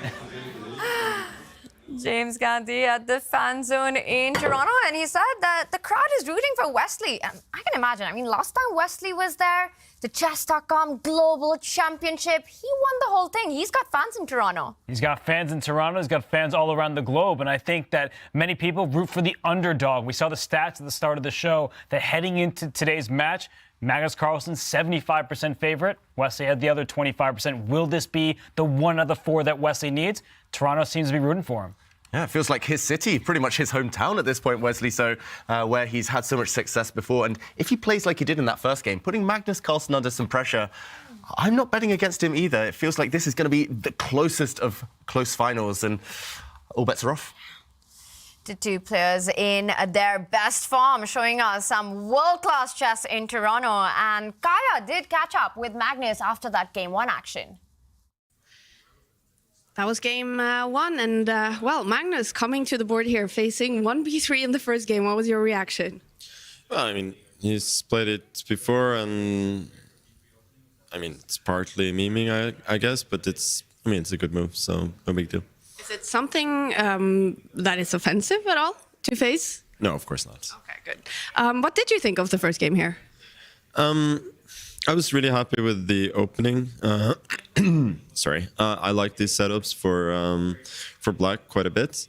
I think he found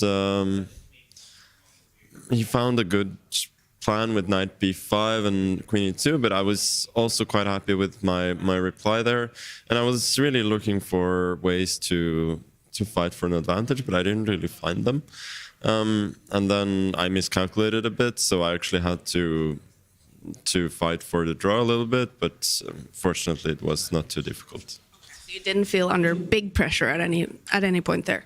No, by no means. Maybe there was objectively pressure, but I didn't feel it. What can we expect from game 2 when you have the white pieces? I don't know yet, but I mean, I'll try and win, of course. That's good. Thank you, Magnus. Magnus Carlsen, he's going to try to win game 2. Back to you guys. There's no game that Magnus Carlsen doesn't try to win. He was a bit disappointed that he couldn't find a way to create more chances with black, which sees the score level. This is game 1, set 1, and we're just getting started. And from the action that we saw in game 1, starting from the early opening surprise to Magnus's approach to counter it, we're in for a big fight. We certainly are. And in the semifinals, Magnus Carlsen could not get through Fabiano Caruana without going through Armageddon. Wesley So, he made it through Armageddon against Nodirbek Abdusattorov. Little is separating these players at the top. Yeah, feels like just 1 or 2 moves might decide this final. Whether that's today, whether that's tomorrow, who knows. But these two, they very rarely blunder. Wesley, I can count on one hand the number of times I've seen him blunder throughout his entire career. And at this point, it feels like it will need something special. Maybe a creative game like we saw in there, kind of head-to-head in the round robin. It will need something magical to break the deadlock. Magnus Carlsen starts with the white pieces in the round robin. It did go down to the Armageddon. And when Wesley had the white pieces in game 2, he shut off the action very quickly. It was a quick draw out of the opening. He wanted to take the fight to the Armageddon. Do you think that could be part of his strategy? It becomes more random if it reaches sudden death? Wesley definitely wants to get to Armageddon because that means he hasn't lost in the 4 games to Magnus Carlsen. So Magnus is the favorite. He's the highest rated player in chess history. He gets the white pieces in game 2 and game 4. So 2 whites in the remaining 3 games. So Wesley, as he enters the playing hall, he's going to have to be ready with the black pieces to stave off Magnus's pressure. Now the big question is, what will be Magnus's first move of choice to try and create his chances with the white pieces? Wesley might want to keep it solid, but Magnus Carlsen, he is ready for the fight. He's always ready for the fight. And it's handshakes and we're off. And which move will it be? Oh, he reached over to the queen side. I thought it might be b3. No, it's pawn to c4, the English opening. And Wesley So replies instantly. He plants a pawn in the center himself. He puts a black pawn on e5. A knight comes out. Wesley again does the same. All the knights are coming out into the center here. And we'll get those moves on our live board very shortly. But it is one of the main lines of the English opening. Not too surprising, Robert. And Wesley played the English against Nodirbek when he needed to beat him. So Wesley plays this from the white side. Most players at the top have to face openings that they enjoy playing from the other color. But after the 4 knights variation of the English here, Magnus the one sitting and thinking because he can fianchetto his light square bishop by playing the move pawn to g3. He chooses it, as you see on screen here, or there were other alternatives. But now we are going to see a central clash. Now we see trades are happening in the center of the board. No Mimi opening by Magnus, the solid English. And I want to ask you, because we've been seeing this term being dropped around a lot, Mimi openings. Give me some examples. What are these and why are they so Mimi? Mimi openings tend to be non-traditional openings or openings we very rarely see at the top level. Often there's a sneaky idea behind them, whether it's the bomb cloud with a very incorrect early king move, whether it's, I'm trying to think of other Mimi openings, 1b3, let's say, which doesn't occupy the center. It's something that kind of is a rare guest at top level and often is kind of designed to either troll the opponent, throw off the opponent, maybe some mind games involved, but this is very correct chess comparatively. And would they usually be one game opening approach, something that you don't end up repeating in a match? Unless you're Hikaru and you play Mimi openings on every single turn, every single game. And yeah, normally there's a time and a place. We see a lot of Mimi openings online. Often players, they have kind of pet lines where they kind of loyally adopt certain openings, even if they know objectively they're not the best because they know all the tricks behind them. Shout out to the Stafford Gambit and Eric Rosen out there. But either way, this is much more traditional stuff. Much more traditional stuff, and we're seeing some traditional plans being played right now. It looks like White, though, has got, again, a more solid approach, a more solid setup, still not breaking out in the center. But very often these openings do end up sort of exploding in the center. There is action that happens, but right now it's just very early on. Very early stages between these two players, and we see we do not have a symmetrical pawn structure. Black has traded his D pawn for White's C pawn. And Black has those knights develop, will get ready to castle. White's already castled, but if you look into the position on each player's half, not a single piece is past Magnus Carlsen's 3rd rank, whereas Wesley has 2 pawns on his 4th rank, the 5th rank of the board. So White has sacrificed a little bit of space for quick development, and that bishop on G2, that Fianchetto bishop, it slices across the board. It may be the strongest piece down the line. I actually play this opening with the black pieces, and I like that Wesley has stopped Magnus's pawn from going all the way to b4. So Magnus has to be happy with just putting it one step ahead to take out that bishop on b2, which then starts targeting Wesley's center pawn. And very often the decision here is if White is able to get that d pawn moving up the board. Are you able to strike with d4? It becomes a fight for that square because Black's knight often finds itself to stop that break. Yeah, Black is perfectly poised to stop the centre from opening within the near future, at least. I will just mention before we delve into the specifics of the position, we see the board in front of us. The clocks, we will get to you. Both players have an ocean of time right now. They've barely spent that much of their 15 minutes, and we'll get those updated, so stay tuned. But yeah, it's all about the centre right now. White isn't able to strike. White isn't able to open up the bishops, take advantage of the development kind of lead here. So it's very much about just putting pieces in position. Bishop on the long diagonal, rook soon on the semi-open file, and Black needs to guard against this idea you mentioned, Tanya. Is this just a theme or a coincidence that for the 2nd consecutive game, Magnus is fianchettoing both bishops? Is there something he's eyed in Wesley's history where maybe he's uncomfortable with this dynamic, or do you feel like it's just what Wesley is playing, so he's reacting?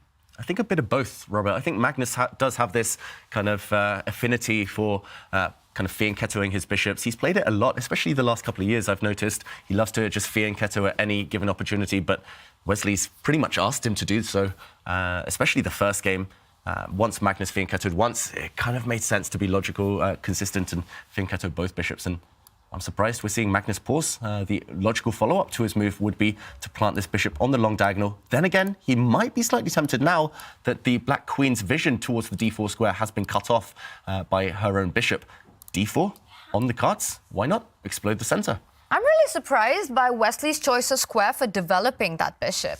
Because usually you either put it in front of the king, keeping that D line open for the queen, and we see Magnus take advantage of just that. He gets the moment, the opportunity to strike in the center. Of course, it's nothing drastic, but it is step 1 of White's plan right now. Because that bishop, when it lands on b2 and when it does, you're looking at an open diagonal now.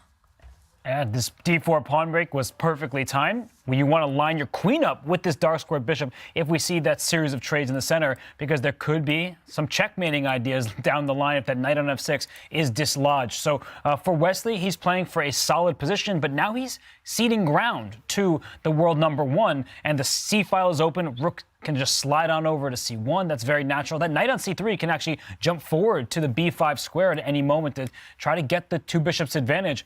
I certainly like Magnus' position thus far, and I feel like Wesley would also prefer to have this from the white side. Definitely. I think just the fact that he opened 1b3 in the previous game, Wesley, this is pretty much a dream position. Magnus didn't play 1b3, but he soon put a pawn on this square, soon fianchettoed his bishop, and it does look really promising. This bishop will become open sooner rather than later, as will its counterpart, its fellow bishop on the other diagonal. So Wesley has to be really careful. He tries to block the center. He tries to plug the middle of the board, but the white knight, attacked now, can simply slide back. Magnus will drop his knight back, and this pawn will be doomed in the next few turns. Wesley has some concrete ideas in mind there, perhaps, but I'm a bit surprised that he played it so quickly, Wesley, so this is really committal stuff. He's probably eyeing that d4 pawn in exchange of that e4 pawn that you're pointing at. White's knight, I don't think you want to go to h4. You'll probably end up getting trapped after a move like g5. Very few squares left. Knight either falls all the way back to e1 between the queen and the rook, or to d2. And he does make a decision. Now, this means a pawn trade. Wesley can pick up the d4 pawn. He gives up the e4 pawn. Who does this benefit? I would say that white is going to be happy in most of these positions because we look at each minor piece as we will see some trades initiated in the center. The light square bishop for white is clearly better than the light square bishop from black. And so that is a long-term advantage. And we have an asymmetrical pawn structure where black has 3 pawns on the queen side to white's 2. And after the e4 pawn is gobbled up, we'll have 4 pawns to 3 for white, aiming from the E to the H file. So I do think that this position, it's kind of a mixed affair, and I would prefer white's chances because the resulting trades open up the bishops, and black's bishop on C8, rook on A8, they're not playing their part. Yeah, it will become quite concrete. I'm really surprised Magnus is even hesitating right now.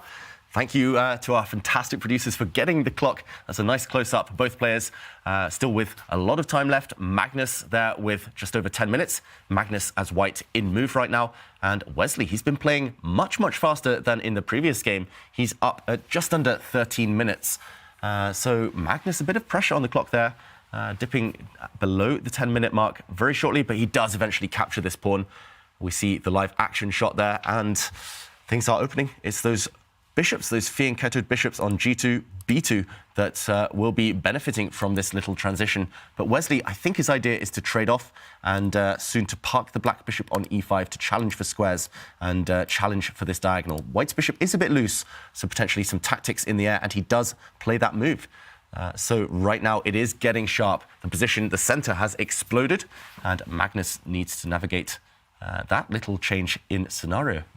What a weird-looking position where the entire diagonal from A1 up to G7, if that king slid over to H8, we would have a full diagonal, but that's not going to happen. But one thing that I would consider if I were Magnus right here is that there's a knight trade on offer. I wouldn't do that. I would actually slide my knight in the other direction, up to C5. The B7 pawn is loose, and maybe I'll reroute that knight back to D3 to kick the black bishop out of the center. So that knight on D4, for black, I do think it's a bit loose there, and so Magnus should look for some tactics. Yeah, that's a really nice variation, Robert. I think quite an important one as well. If black is able to, for example, after a trade, develop the queen, bring this bishop out to a really nice juicy square, counterattack against white's pawn, then things could turn very quickly. Black is active as well. So right now in the balance, but it is white's move. So pressure on white, kind of luxury for white, actually, to have this one move to create threats of his own. So Magnus Carlsen needs to be accurate. This knight jump looks really, really nice and productive, and multiple ideas hidden there. But look at the clocks. Magnus is down now by almost 4 minutes. And just like the previous game where we were talking about this narrative, yes, the position's fine. The clock could play a huge factor later on. And this position could still go either way. We're still at the critical stages of the early middle game. Yeah, and also the same storyline of starting with a solid opening, but things getting very tensed very quickly in the center. And we can see all the pieces, they're eyeing each other. There are knight jumps that would open threats. So a really big moment here for Magnus because he needs to just navigate the next few moves. But to me, it looks like with that bishop on G2 and the knight jump that you're pointing at, that there has to be a way for white to be the first to build pressure here. I really like your idea of knight c5, just getting out of any trades on e4, making sure that black queen doesn't land on that f6 square. The bishop eyeing the g4 square, bishop to g4. You fight against that by putting pressure on b7. But Magnus, he's taking his time right now. And Wesley doesn't look particularly bothered by what's happening here. He's well ahead on the clock. He has good centralization of pieces, and we have to calculate certain lines when the knight goes up to c5, and let's say it even does successfully take on b7. Can it get out of there? Sometimes the knight wanders into enemy territory, and it doesn't live long to tell the tale. So for Magnus, is knight c5 a legitimately strong move, putting pressure on a pawn, or is it just going to be kicked out of that c5 square, and will black be able to stabilize? I still like it, because rerouting to d3 catches my eye, but Magnus, the responsibility is on his shoulders. He can't just make a move, take it back, and look for better. It's really tentative play, though. Hesitant play from Magnus Carlsen. He's now down more than 5 minutes on the clock, and yeah, no sight of a move yet. I will say this type of position does tend to suit Wesley So's style because, yes, there's a bit of calculation, some short, sharp 2-3 move lines here and there that you have to work out. But fundamentally, black's position is very sound. No real weaknesses for black, no real targets that white can head for, and the more trades that happen, actually, the more that might suit black because white does have these weaknesses long-term on the queen side. So Wesley feeling confident unless Magnus can unleash something here and now. And the one thing that perhaps Magnus wants to avoid in this position is giving a bishop pair to black. If you make a waiting move here, like a move like h3 or rook c1, a kind of a non-committal move, a non-aggressive move, Wesley does have the idea of himself capturing that central knight and then jumping in with f3, giving a check, picking up that bishop on b2, and none of that really matters right now because Magnus has taken a decision that we were critical of. He does trade the knight on f6. Wesley doesn't even pause for queen takes knight. Well, it did matter, I would say, because instead of e3, had white jumped forward with the knight, then exactly what you're saying would have appeared on the board, that any knight move allows a black knight to move out the way, and the bishop on b2 would have been loose. So e3 is played. That way there are none of these funny knight jumps, but knight b5 is still available. Let me challenge your knight to try to get that dark square bishop. So I think that if Wesley finds knight b5 here, anything that could have been worse, that's behind him. And now we're talking a position where he's completely stable. Yeah, looks super tempting right now. A little bit to calculate, I guess, after knight to b5. If that knight is captured, queens might disappear. I think queens are likely to disappear on the d file within the next couple of moves. But yeah, ultimately that looks quite safe for black.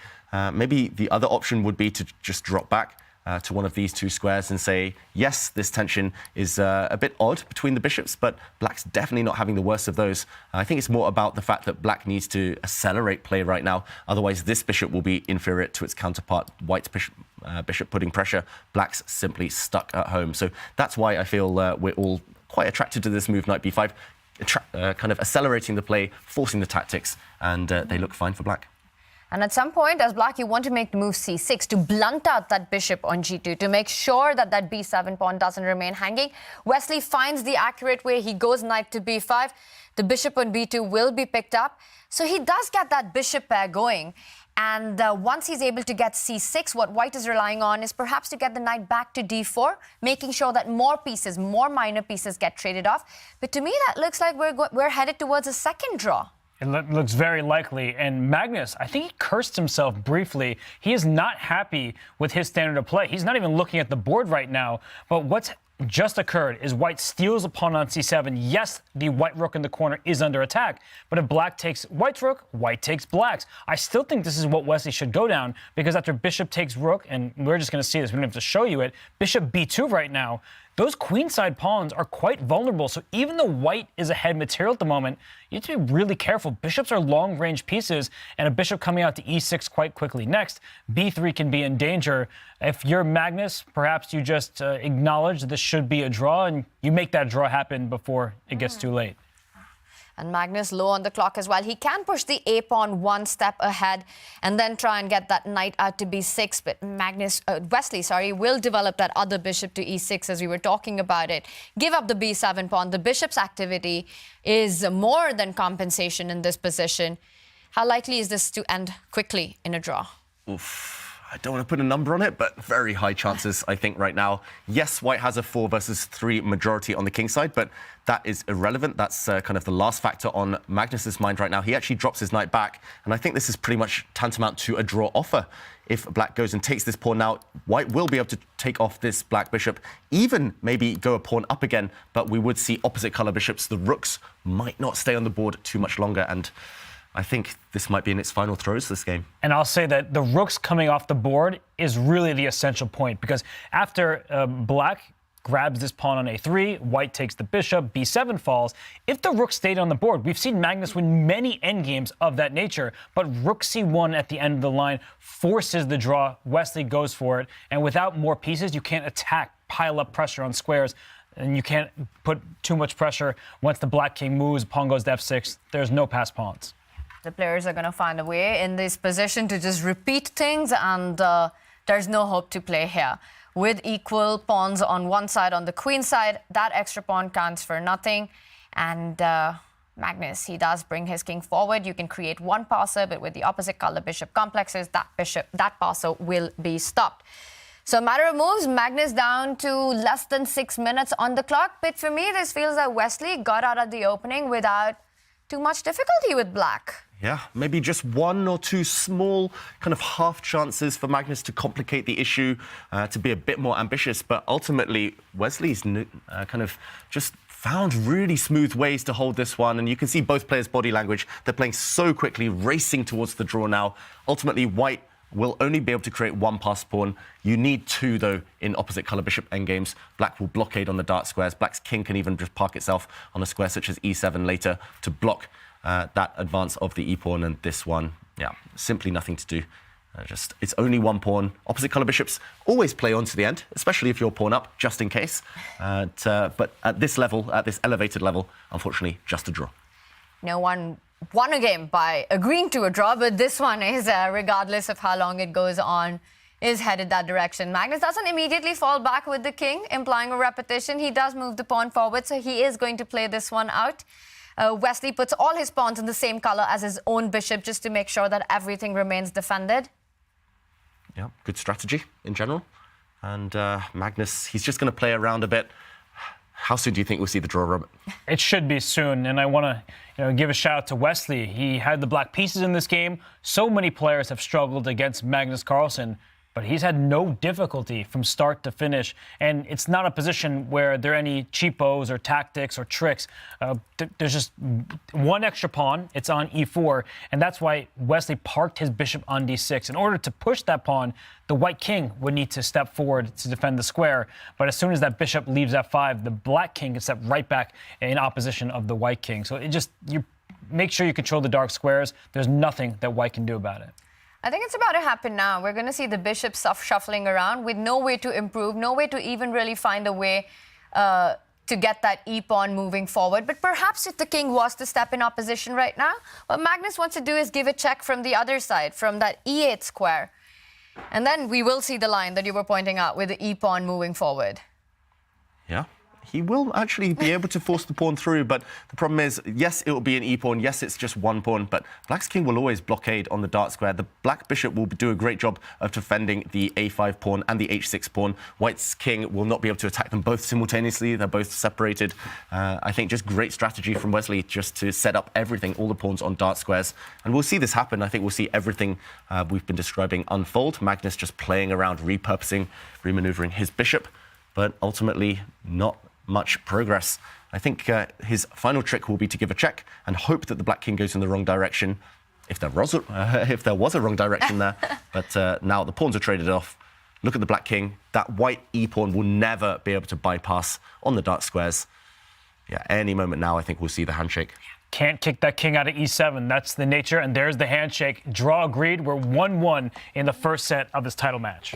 And that was an English opening by Magnus, but he got nothing out of it as Wesley, with clinical trades, goes into an opposite color bishop endgame. A solid hold by the so solid Wesley. Yeah, rock solid. He'll be so pleased with himself as well. Often your first black game, there's nerves jangling.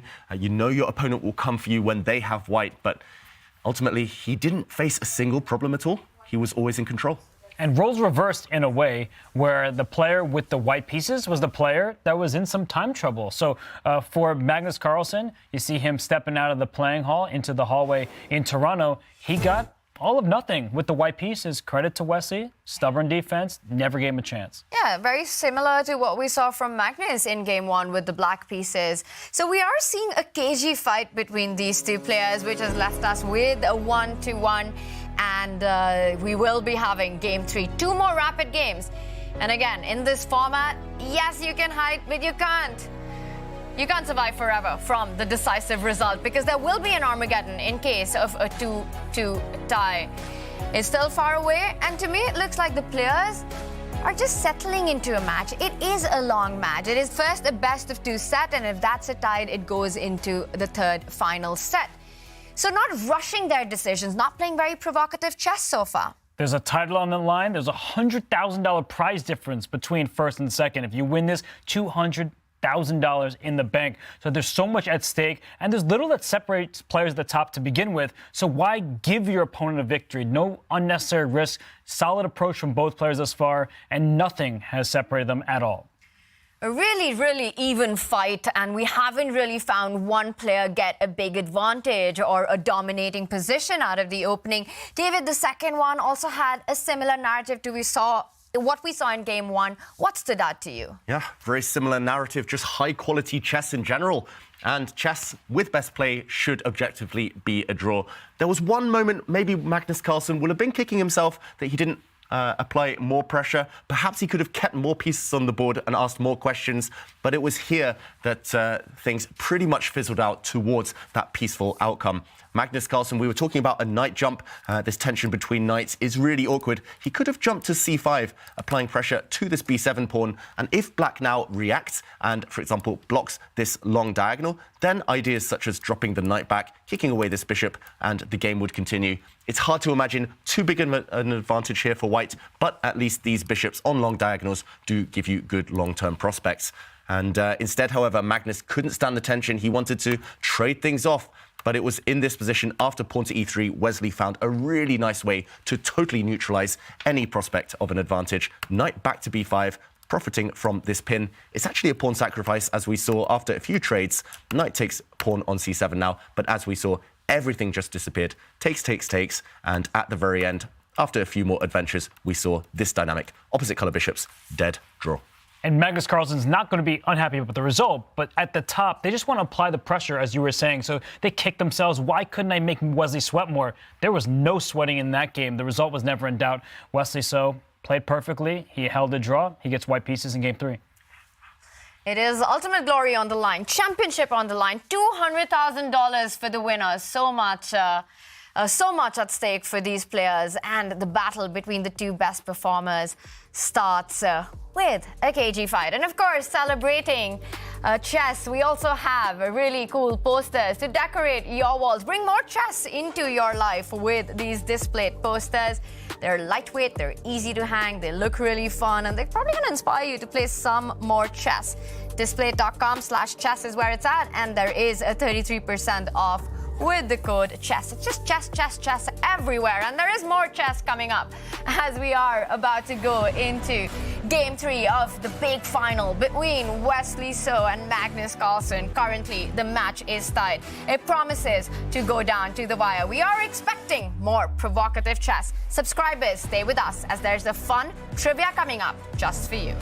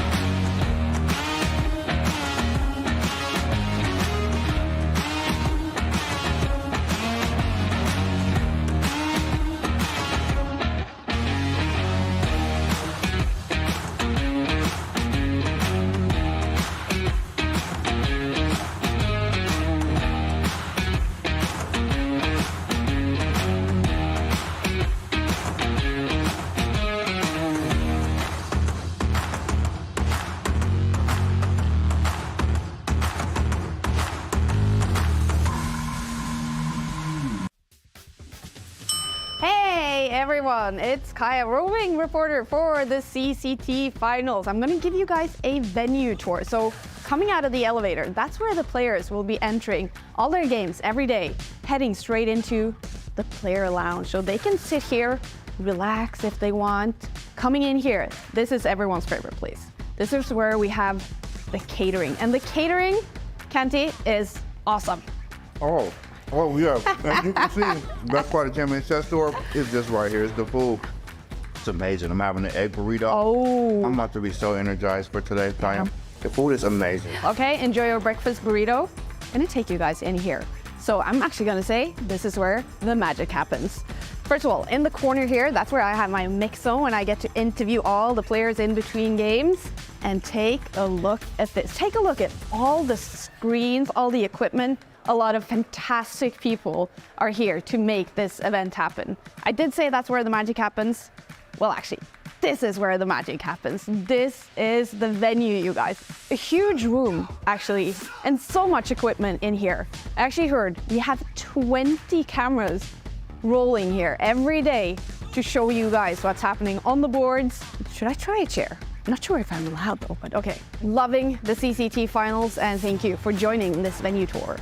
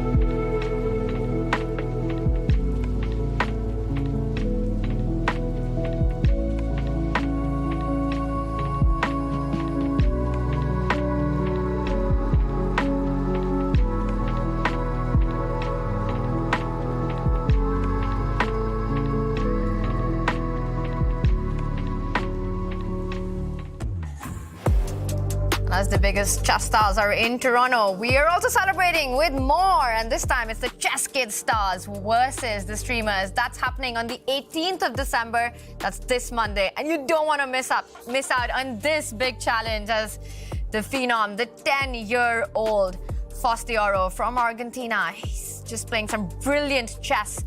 He's just 10. I don't know how he does it. He's challenging GothamChess. He takes on, and this is one stream you don't want to miss. Use the command stars for more information on this. And right now, it is time for the stars which are shining in this city, and that is the biggest names in the chess world.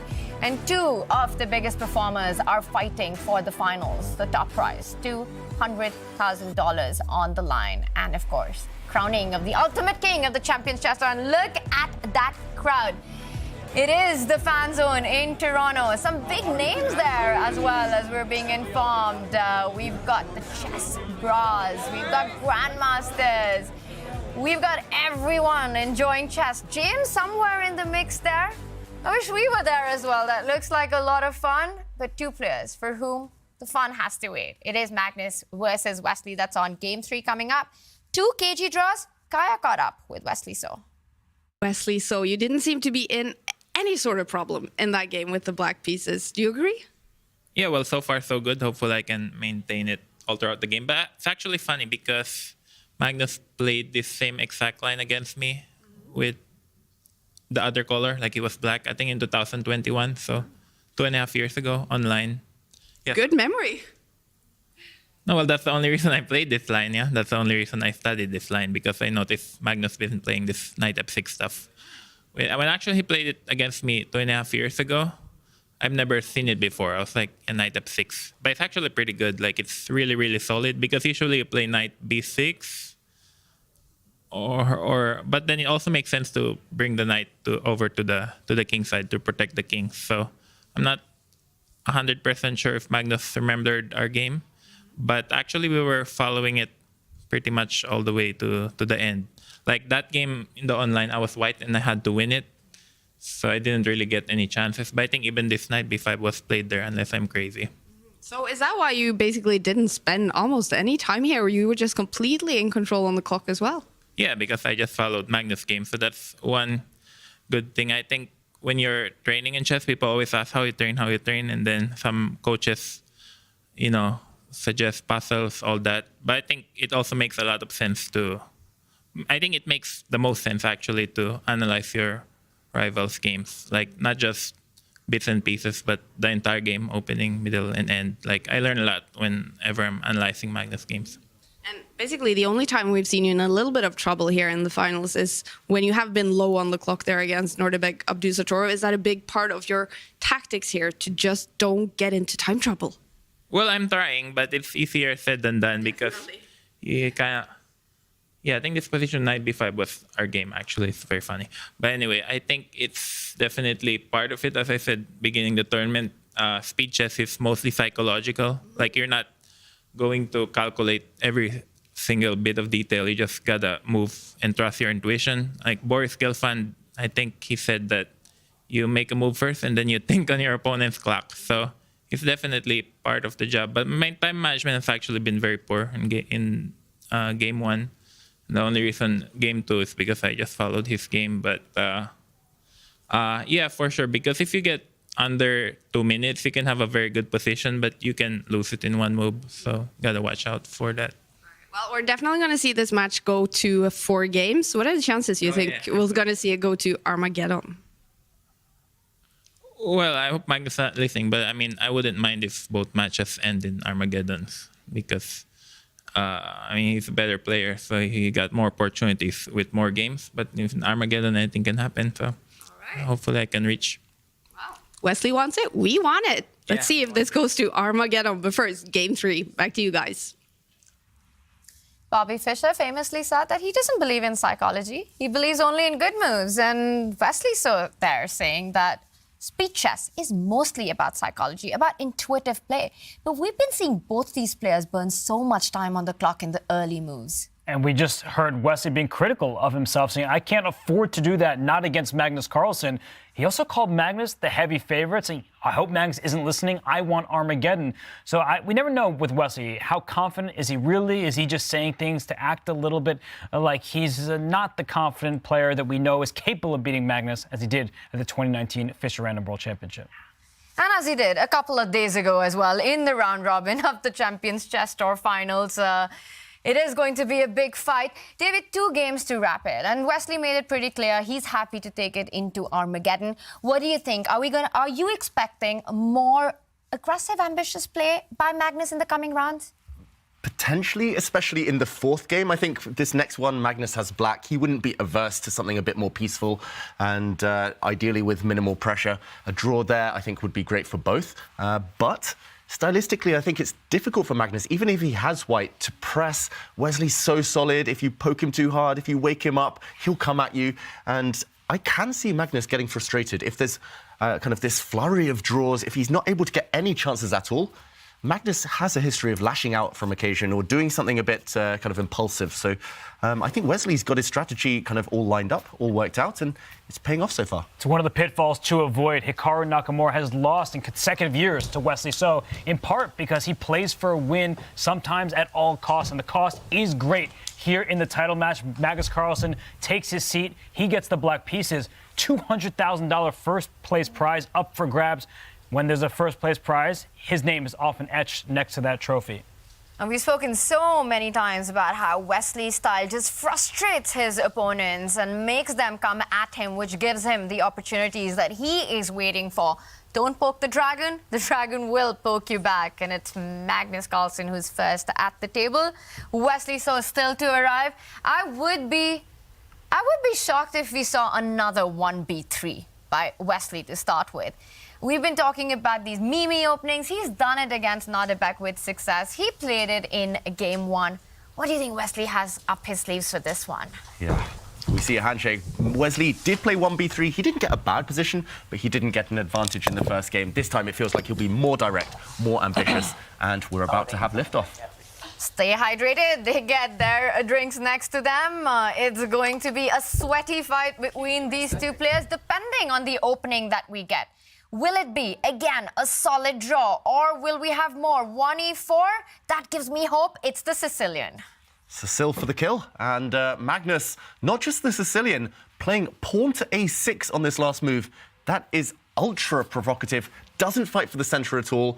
It allows white a free hand. It's a bit of a move order trick. It's kind of asking white to open the middle of the board because then black has much more options. But I've nearly never seen Magnus employ this one, and I think already the frustration's building. He doesn't want another quiet battle. He wants fire on this board. so rare at the highest level that I often forget its name. I believe it's the O'Kelly variation of the Sicilian. It can transpose into other lines because in the Najdorf Sicilian from the black side, you often include this move a6 with the pawn going up to d6 next. So just asking Wesley, do you know all the variations? Do you know what transpositions can occur? Maybe I can catch you off guard. And Wesley, he is spending some time here. He said he needs to avoid time trouble against Magnus Carlsen. I think playing d4 in the center right now is a good way to avoid that long-term pressure.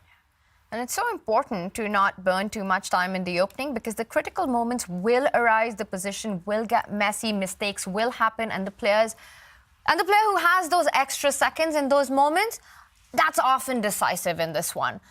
But Wesley does take the decision finally after spending a bit of time with that second move surprised by Magnus. He does take out the bishop to e2. With the black pieces in the O'Kelly, it's about getting that d5 break in early on. That d pawn from d7 moving 2 steps ahead. Is that something that Magnus is already thinking about? Or would you say his approach should be to start developing first before a central break?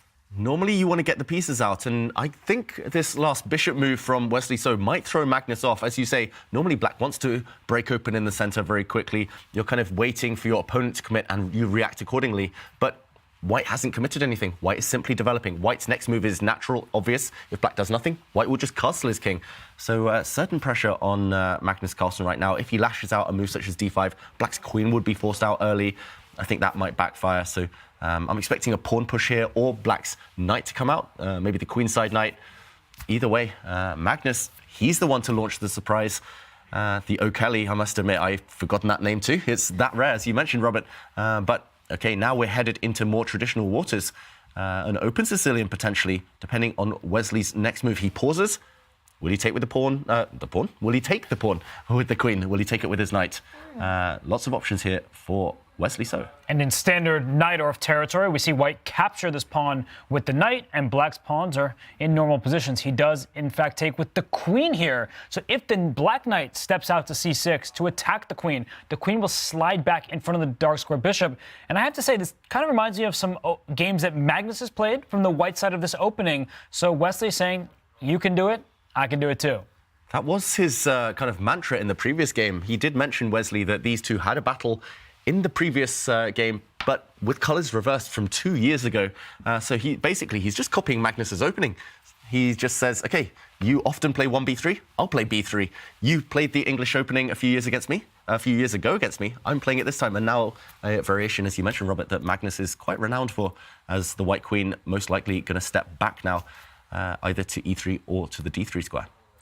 Following the best player on the planet when it comes to opening preparation, perhaps not such a bad idea, but really interesting there. The memory that Wesley has about all the games that they've played, even years ago, and just how they look at openings at the very top level. The knights come out, and I was expecting Wesley to blitz out the next move quickly. While he does pause a little bit, and he chooses another square. Instead of lining up the queen against a dark squared bishop, he lines it up against a light squared bishop. To me, this is a bit of a surprise, because putting that queen on e3 later on invites white's rook to the d line, which is opened up already. But this looks like it's not only going to come in the way of the bishop, but that eventual rook as well. He does want to develop his dark square bishop, so he doesn't want to be in its path. And right now, Wesley, he can just develop his queenside knight. He controls the center. That's the good news.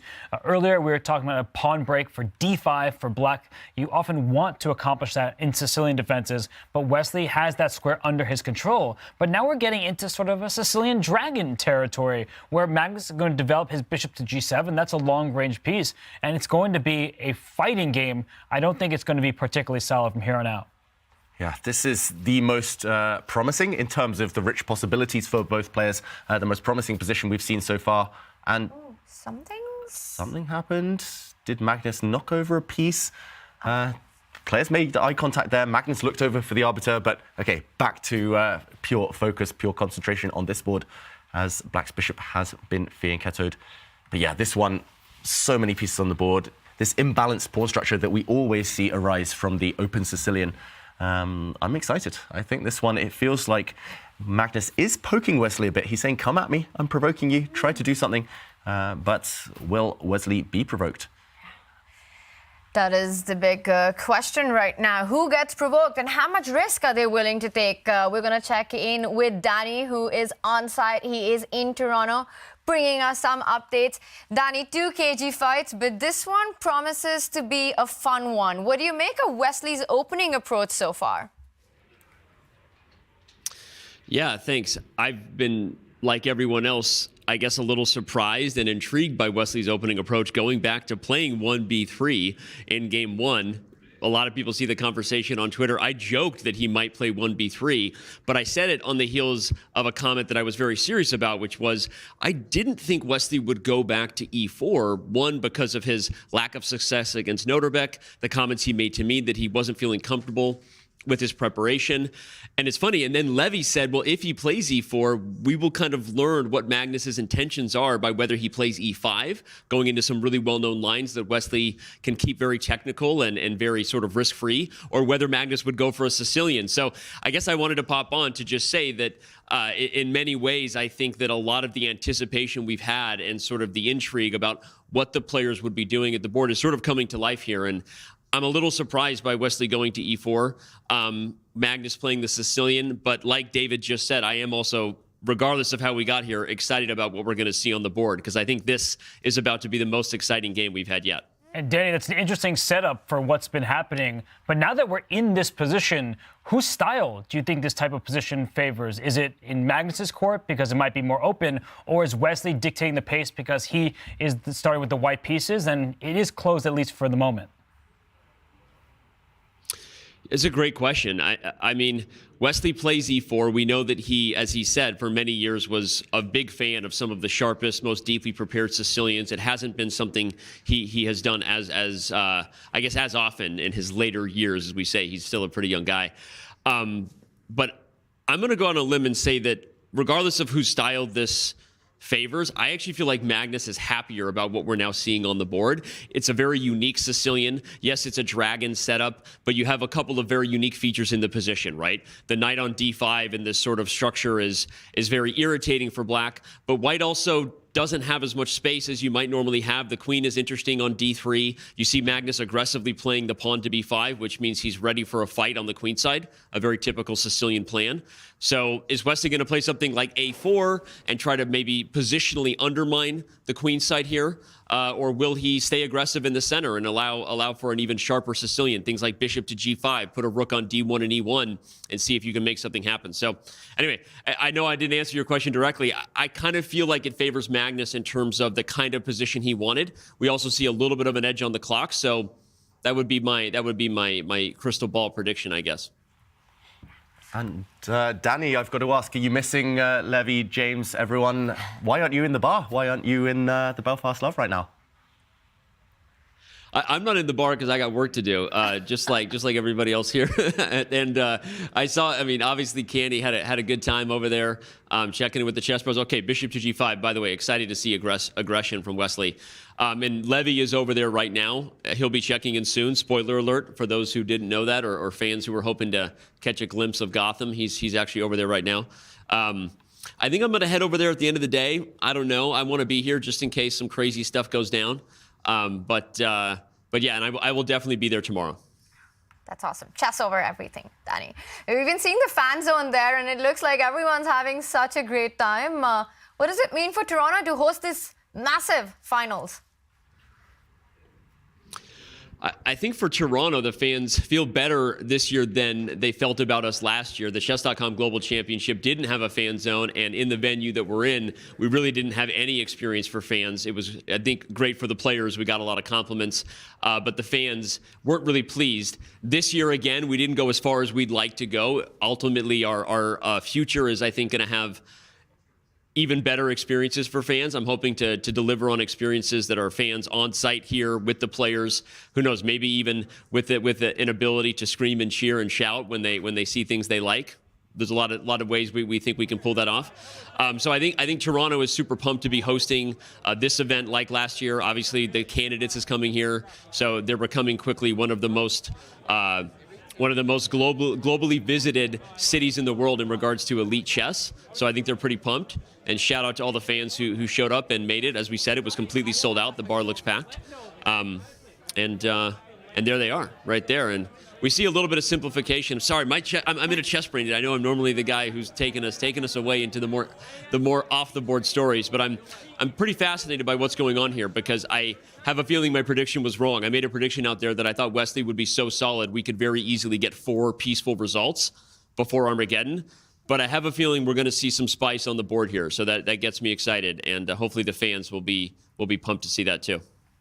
Yeah, that was really cool to see so many people in Toronto excited about this finals and in the fan zone. We saw Aman in there as well. And I think I spotted Maxime. Not really sure if that was Maxime. But it looks really cool. Danny, we will check in with you. Lots of trades have happened in this one. A very different position. We're going to deep dive into this and keep us updated with everything that goes on there. Meanwhile, we do see a lot of trades on this one, but despite that, an ambitious approach, just like Danny did predict H4. I feel like we lost him too soon because he would have loved to say something about this move. H4 for the score. Wesley is just trying to expand on the king side. He can also do the same on the queen side. And Danny was saying we might see some spice. Variety is the spice of life. We're getting all these different openings. And it's Wesley who's taking it to Magnus at the moment. Why not? He controls so much more of the board. Right now, the queen side is undeveloped for Magnus.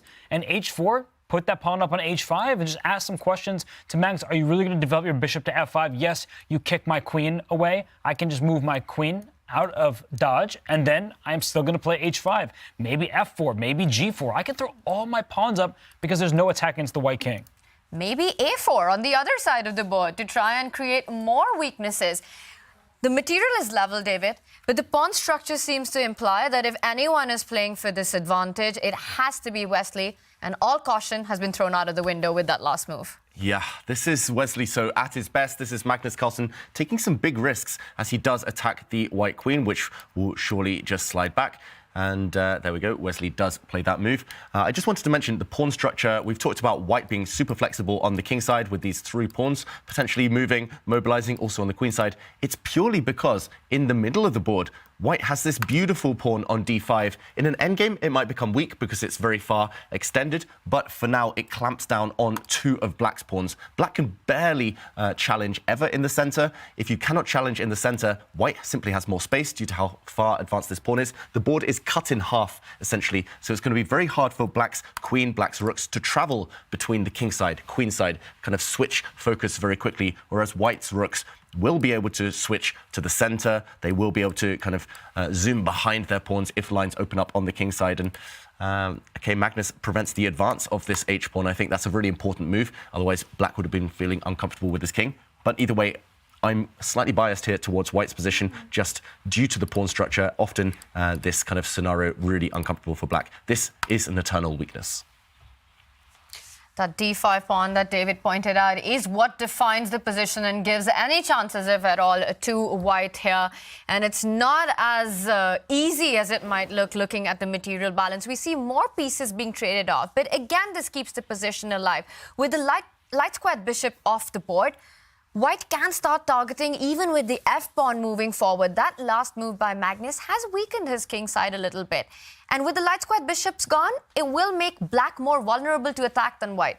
And Wesley's keeping his options open, but look at what Magnus has just done. He's sacrificing a pawn right now, because if that bishop takes the black bishop on f5, you're not taking with a pawn. That opens up your king. That's not a good decision. But queen takes f5, and after bishop takes e7, I think Magnus is going to flick in a bishop f4 because that dark square bishop for white is going to have a hard time getting back into play. For instance, queen to d4, rook to e8. If you think you're getting away with bishop to f6, there might already be rook e4 ideas here, getting your queen out of line with this bishop on f6. And queen d3, I want to throw in one more little funny tactic. Bishop h2 check. When they're pieces in line with one another, look what happens when the piece in between disappears. King takes bishop, rook takes pawn h4 with check. You get my rook as well. White's up a handful of material until you lose your queen. Black is the one who ends up ahead. Beautiful tactic, beautiful clearance sacrifices there, Robert, but it's because white is slightly loose and white doesn't have time to activate the rooks and go for this pawn. I think actually this is just supreme calculation from the world number one right now, Magnus Carlsen. Maybe missed by Wesley, so it does look on a superficial glance that he's simply winning a pawn, but this suddenly backfires, and White, due to the trap nature of this bishop, or actually your move even stronger, bishop to f4, due to the fact White's queen is a bit loose, suddenly momentum black, and Wesley so realizing this, not being greedy, I think dodging a bit of a bullet there. He does shift his rook instead, so still eyeing this pawn indirectly, but black now has at least mobilized. Yeah, that was a stunning line that you just showed. And what's even more stunning is that Magnus, he just quickly found it, and he finds the tactical way to get out and neutralize the position to the advantages that we were talking. But Rook E1 still keeping the pressure. He doesn't go on for the trades. David, you were about to say something.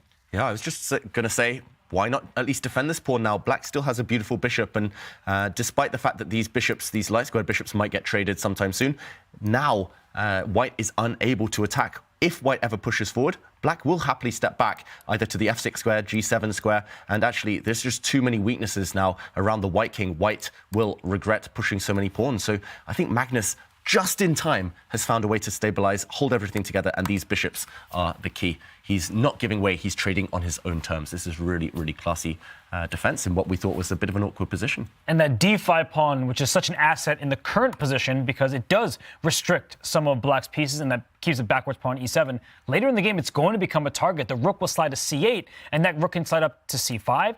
If the bishops get traded, the light square bishops, that is, the rook can come up to c4. And suddenly it's that white pawn on h4 that may be a bit loose. So there are going to be some counter chances for Magnus Carlsen here. That d5 pawn, it can be overextended. And for Wesley, he needs to keep up the pace, not just on the board in terms of creating threats, but on the clock. He's down under 6 minutes. We were so hopeful about White's position just 2 moves ago. We were talking about all these breaks coming up, White having that d pawn, the bishops looking really good. Where does it come to? What moment does it come to? Or what idea does it come to where Magnus has managed to turn this around to at least an equality? Well, sometimes the best positional moves are based on tactics, on tricks. And I think it was that one that Robert pointed out, just Magnus pretty much hanging a pawn, saying, that was a free pawn, try and take me, but the tactics work in my favor. And that's where momentum changes. It's going in one side's direction for so long. Suddenly, something throws you off. Suddenly, what you wanted to achieve isn't possible anymore. And then it's momentum for your opponent. And that's how games take this kind of roller coaster effect. And they can be topsy-turvy because often things at this top level are very rarely one-sided.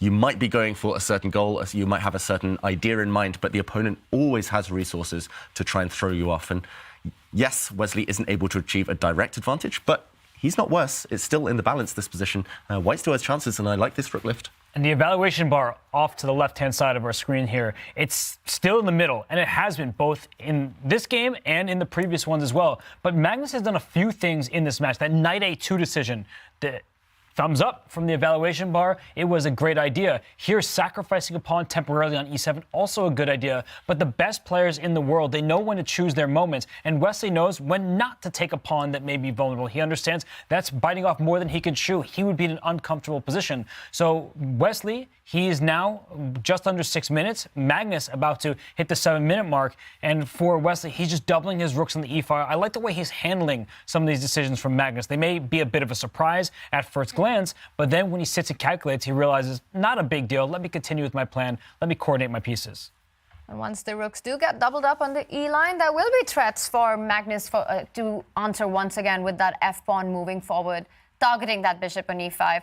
Again, coming back to that d5 pawn that we were talking about, it's just made e7 a long-term weakness, and that's kind of like Wesley's North Star, guiding his play, doubling up on the e-file, placing that bishop on g5. It's all around that e7 weakness right now. Magnus develops, also eyeing a potential rook lift himself once the bishops get traded. The rook could come to c5, attacking d5, or also c4, hitting on h4 at the right moment. Yeah, and look at the body language. Both players sensing this is a critical game, a critical moment. It's really hanging in the balance. Yes, the knights are all gone, but the pawn structure is imbalanced enough, and the piece configuration is really tense. It feels like one side could crack, and Wesley hesitating here. He's 1.5 minutes down. He does play the consistent, the most logical follow-up to his plan, enacted by lifting his rook up the board. And now how will Magnus react? Quick pace here, trades off the bishops. Your move, Robert, I think incoming. The black rook on c8 needs to activate. There is, for the first time in this game, the hint of a threat of white's f-pawn coming forward, kicking away black's stabilized central bishop. So Magnus wants to fight against that. And if white really wants to get that in, after rook c4, you have to first play g3, but every pawn push in front of your king gives control of important squares to your opponent. So I would not be touching too many pawns in front of my king if I were Wesley, but you can't really push pawns on the queen side either. The b pawn is stuck in place defending the c pawn. So I think that if Magnus is given a few turns, he can bring his first rook to c4, then slide his other rook to the c file. And if white can't successfully get this pawn push to f4 to kick the dark square bishop out of e5, I do believe that Magnus will have the better chances there. So Wesley, he'll have to act quickly on the board this time rather than the clock. Yeah, it's all about that black bishop. If it stays on that beautiful central square, only Magnus Carlsen as black can be better.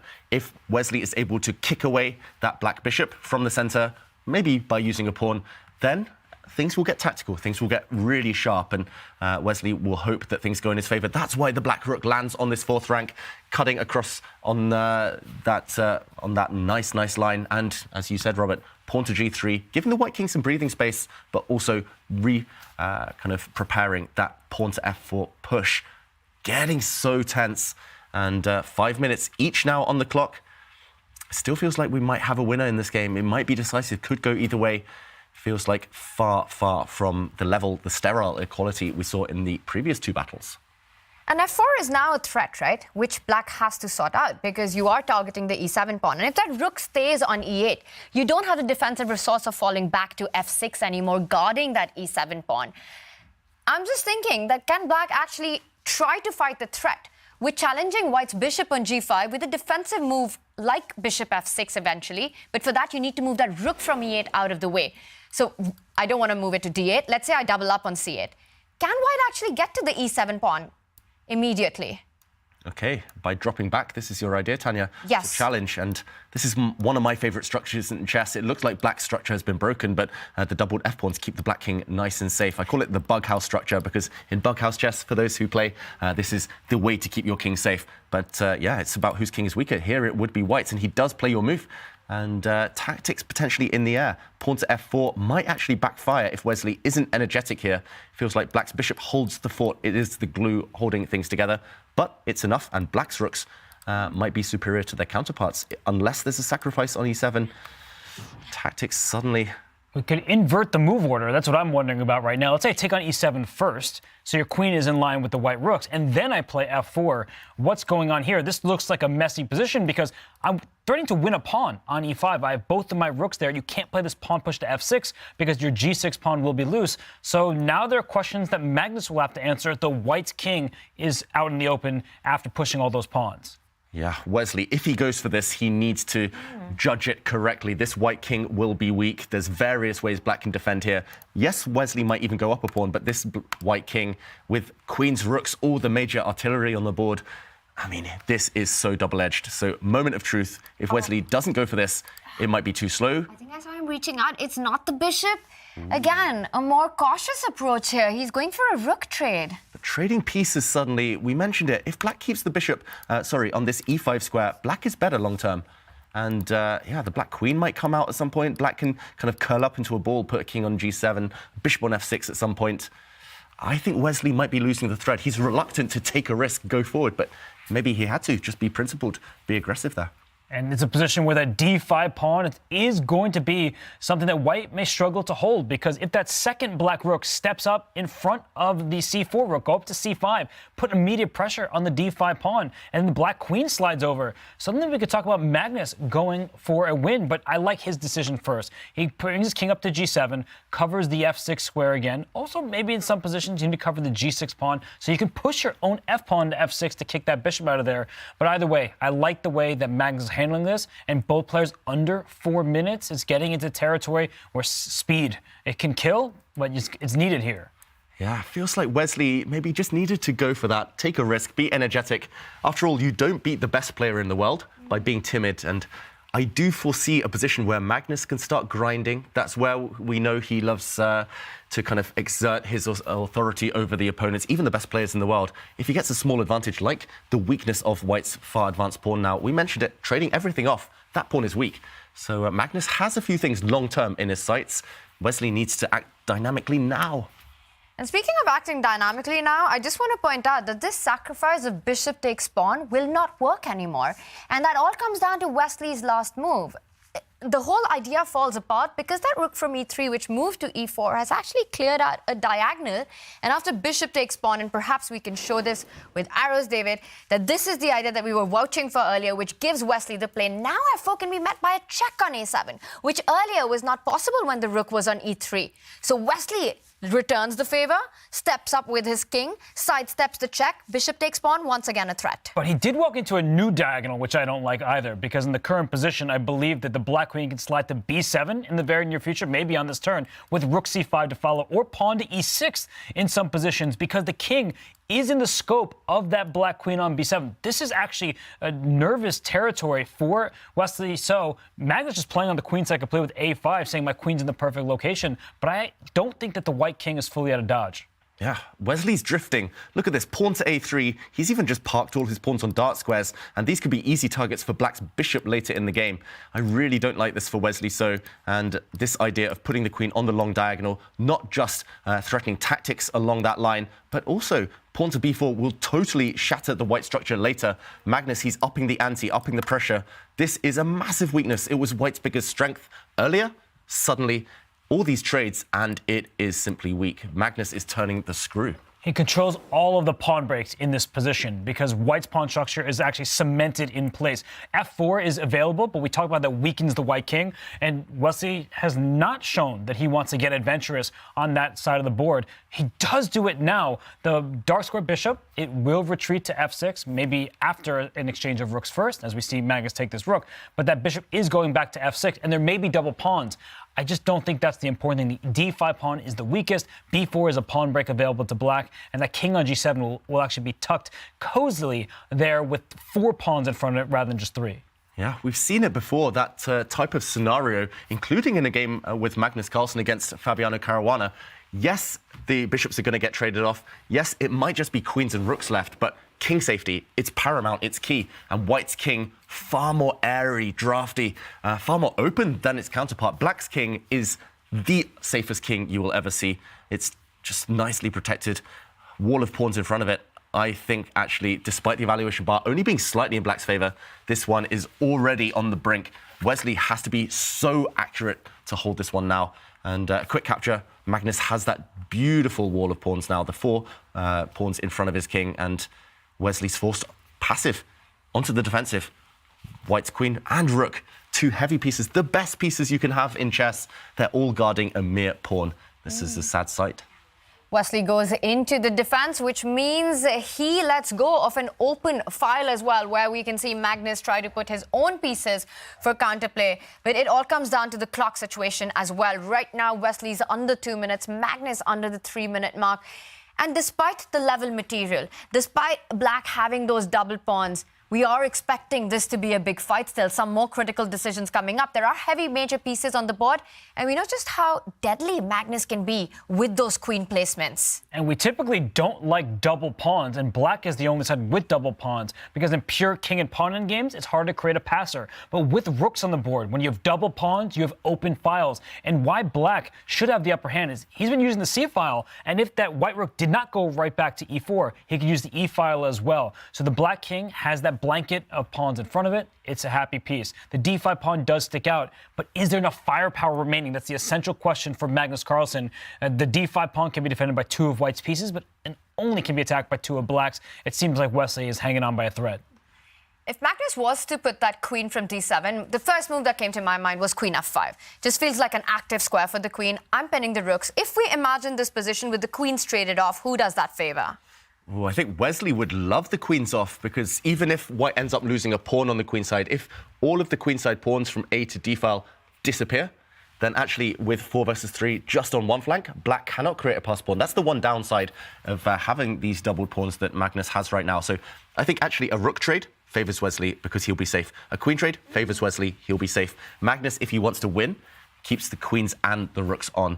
If you imagine the black queen or black rook ever entering the white half of the board, if they ever land on the second rank, knockout, game over.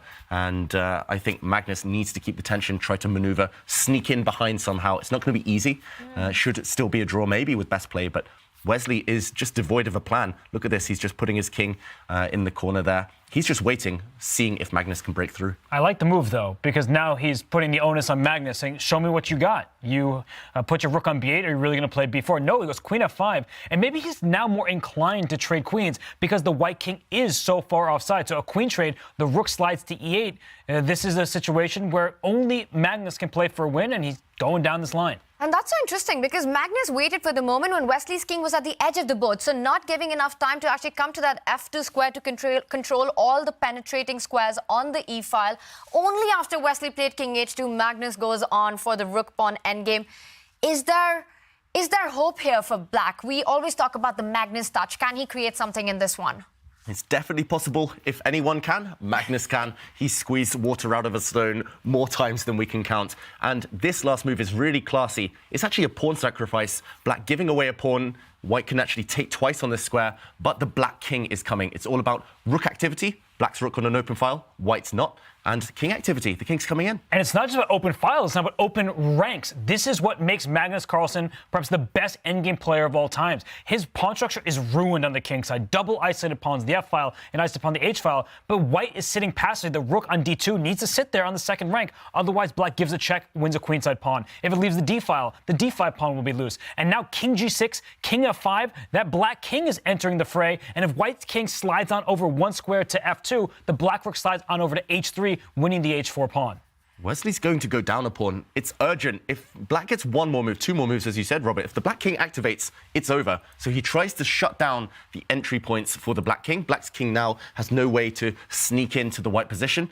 I think a really important move there from Wesley. So, and Magnus, can he up the pressure?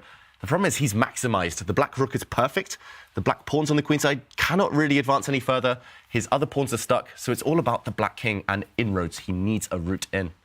But he is winning a pawn in this position, like we were talking, right? The rook slides back to e5. There is no healthy way to keep that f5 pawn in the position anymore. No, there isn't. He can go rook e5 right now, but I don't think he will. He goes king f8 because rook e5 isn't going anywhere. It attacks two pawns at the same time. There's only one white rook to defend with it. I love that move, king f8, because what's Wesley's move going to be? If he goes king f2, he may just lose the h pawn, and that's a really valuable passer because it's not doubled f pawns. That f5 pawn is probably going to be lost eventually.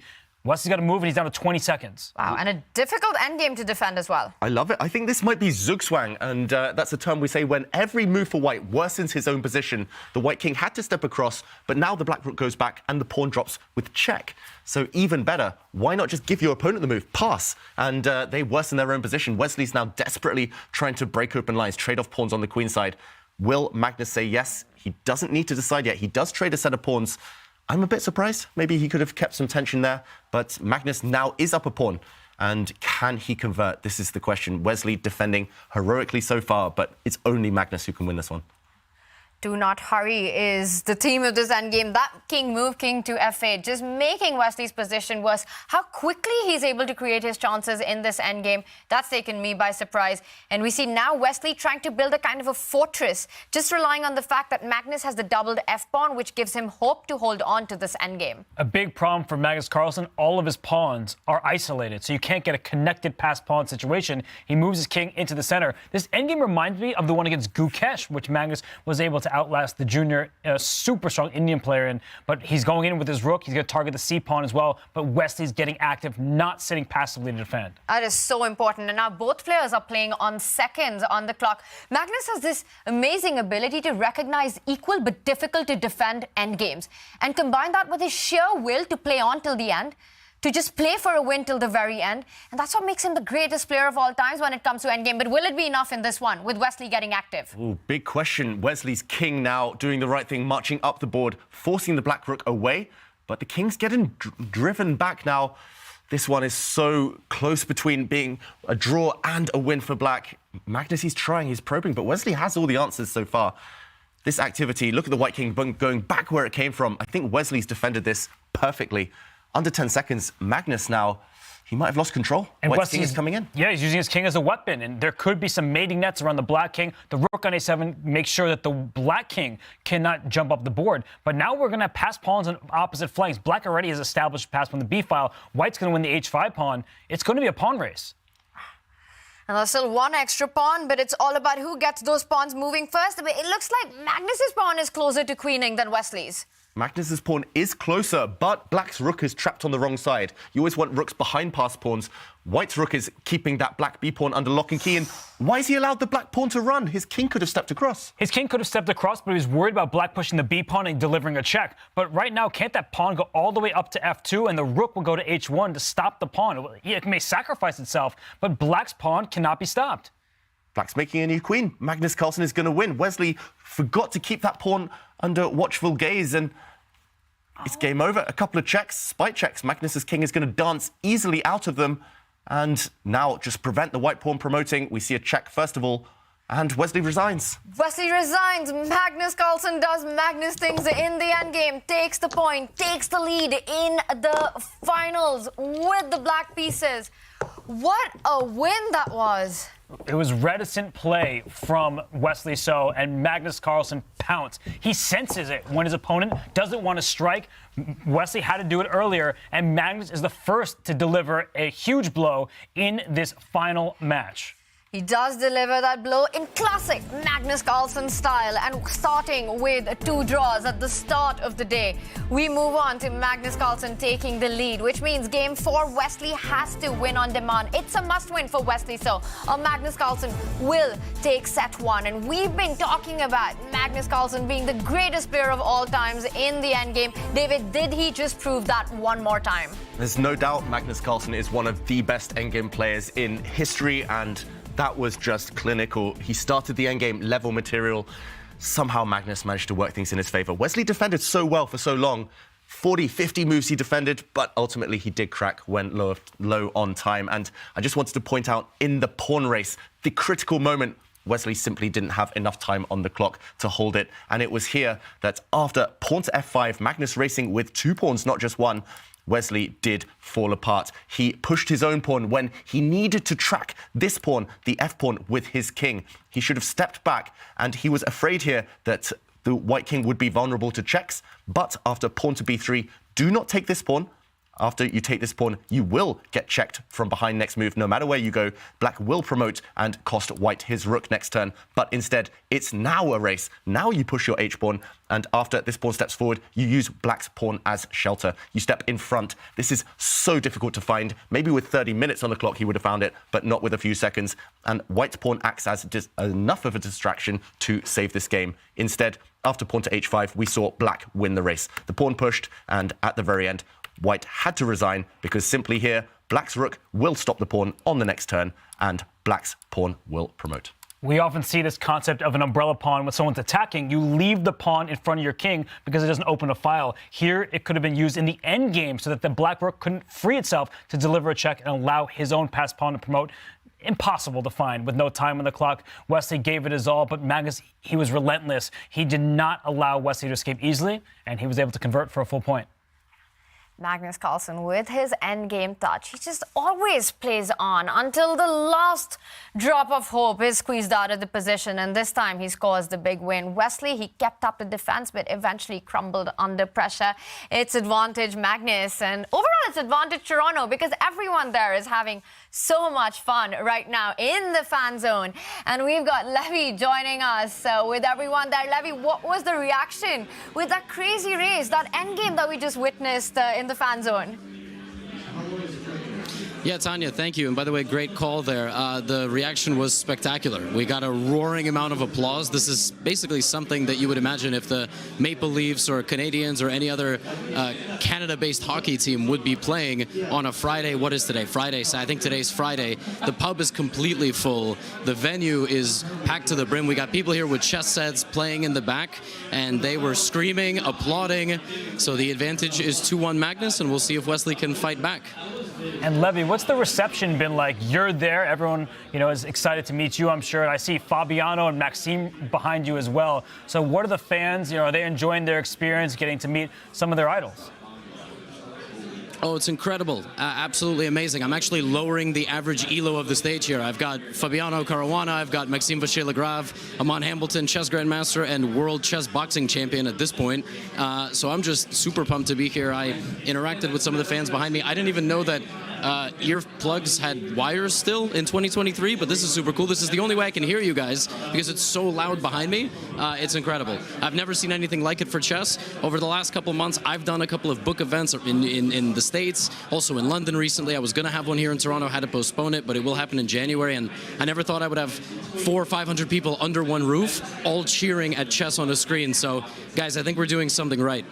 And Levy, we heard that players in Toronto, all these fans that were rooting often for Wesley So, were they a bit disappointed to see Magnus win it, or they're just happy to see great chess? I think they just want to see as many games as possible. They would be excited if, let's say, one of the players won 3-0, 3-0, which is the minimum amount of games you'd need to win 2 sets. But I think they just want to be here because they got drinks, they're having a great time, and the more games we have, the merrier. Levy, I see Fabi and Maxime behind you. What are they looking? Are they playing music? Because it looks like a DJ pose to me, or are they watching chess right now? Yeah, I don't need to continue to be reminded that I'm a lower-rated player than the other people to my left, but thank you, Tanya. Yes, there are very strong super grandmasters here. They are analyzing games. The games are being broadcasted live to a massive audience behind me, and it's actually kind of tough. I'm not sure they can hear. Everybody's chatting, having a good time, playing some speed games against each other, but there is a chess broadcast going on Twitch, maybe on Kick as well. So they're just deep into the action, and we're getting insights from 2 of the world's best players. We're getting insights from a chess boxing savant in Amon Hambleton. So, I mean, you can't ask for anything better than what we've got going on right now. Damn. Lucky Toronto. That looks like a lot of fun. Levy, we'll catch up with you later. Been awesome chatting, and say hi to everyone there for us. Hello from Oslo. Levy Rosman is down in the fan zone having a lot of fun, and Maxime and Fabi having a lot of fun there. And the fun doesn't stop for Magnus Carlsen. After the Champions Chess Tour, he will be trying to defend his World Rapid and Blitz Championship title as well. Lots of chess coming up, and so important to get the momentum going in this match for Wesley So as he faces the world #1. Things are not looking good right now. The darkness behind Magnus is on the board for Wesley, but Wesley has to strike back in this upcoming Game 4.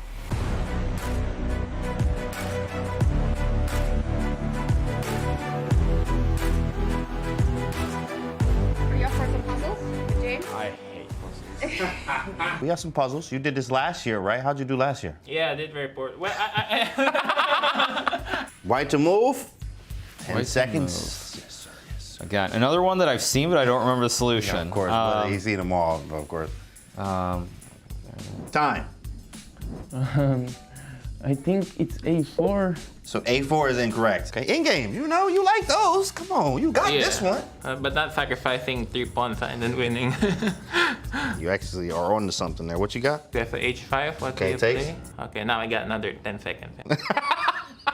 I'm gonna guess that it is it's A4, Okay. Bishop A3, and then I think it's Knight C5 there. Nope. That's what it is. You gotta reverse it. Reverse this, flip it around, flip it, flip everything. You close. A4 is in there. So the problem is in my mind, it's like I'm trying to recall something rather than calculate. Rather than calculate, right, Because right. like I know 'Cause I've seen it before. Right, correct, but, correct. This one I might actually fail because, like, I mean, it's probably H5. Okay, G8. takes, yeah. Yes. And here, of course, there's a debate. Yeah, right. Yeah. Yeah. G6, Yep. take, Yep. E6. Got him. Bishop A3 is Got 'em. forced, and this is like the only moment that will trip me up. Oh wait, I can play Knight C5, take. No wait, I'm not. What is it? It's I think it's H5 takes, G6 takes, Yeah. E6, Yeah. Bishop A3. Yep. And then white looks totally lost. Give away 2 pawns for nothing. I mean, on the glance, I would guess H5, GH, Right. G6, Yeah. E6, Yeah. then Knight B4, Easy. and the pawn queen. And A4 is actually beautiful. Beautiful. And I think it might be G6. Correct, FG, takes. E6, Bishop A3, Knight B4, Bishop B4, A4. He too hot. Stop the clock. Stop. He keep going. That's it. That's it. You got it right. E6 takes H5. E6, bishop A3. Knight B4. Let's go, Dennis. Okay, bishop takes. One more. A4. Let's go. Let's go. Ah, let's go. Take a glance. H5. H5. Yeah, GH. Yeah. G6. Yeah. Takes. FG. Mhm. Yeah, E6. Okay. Bishop A3. Bishop A3. Yeah, only move. Yeah. Then knight B4. Bishop takes. A4. Got him. Let's go.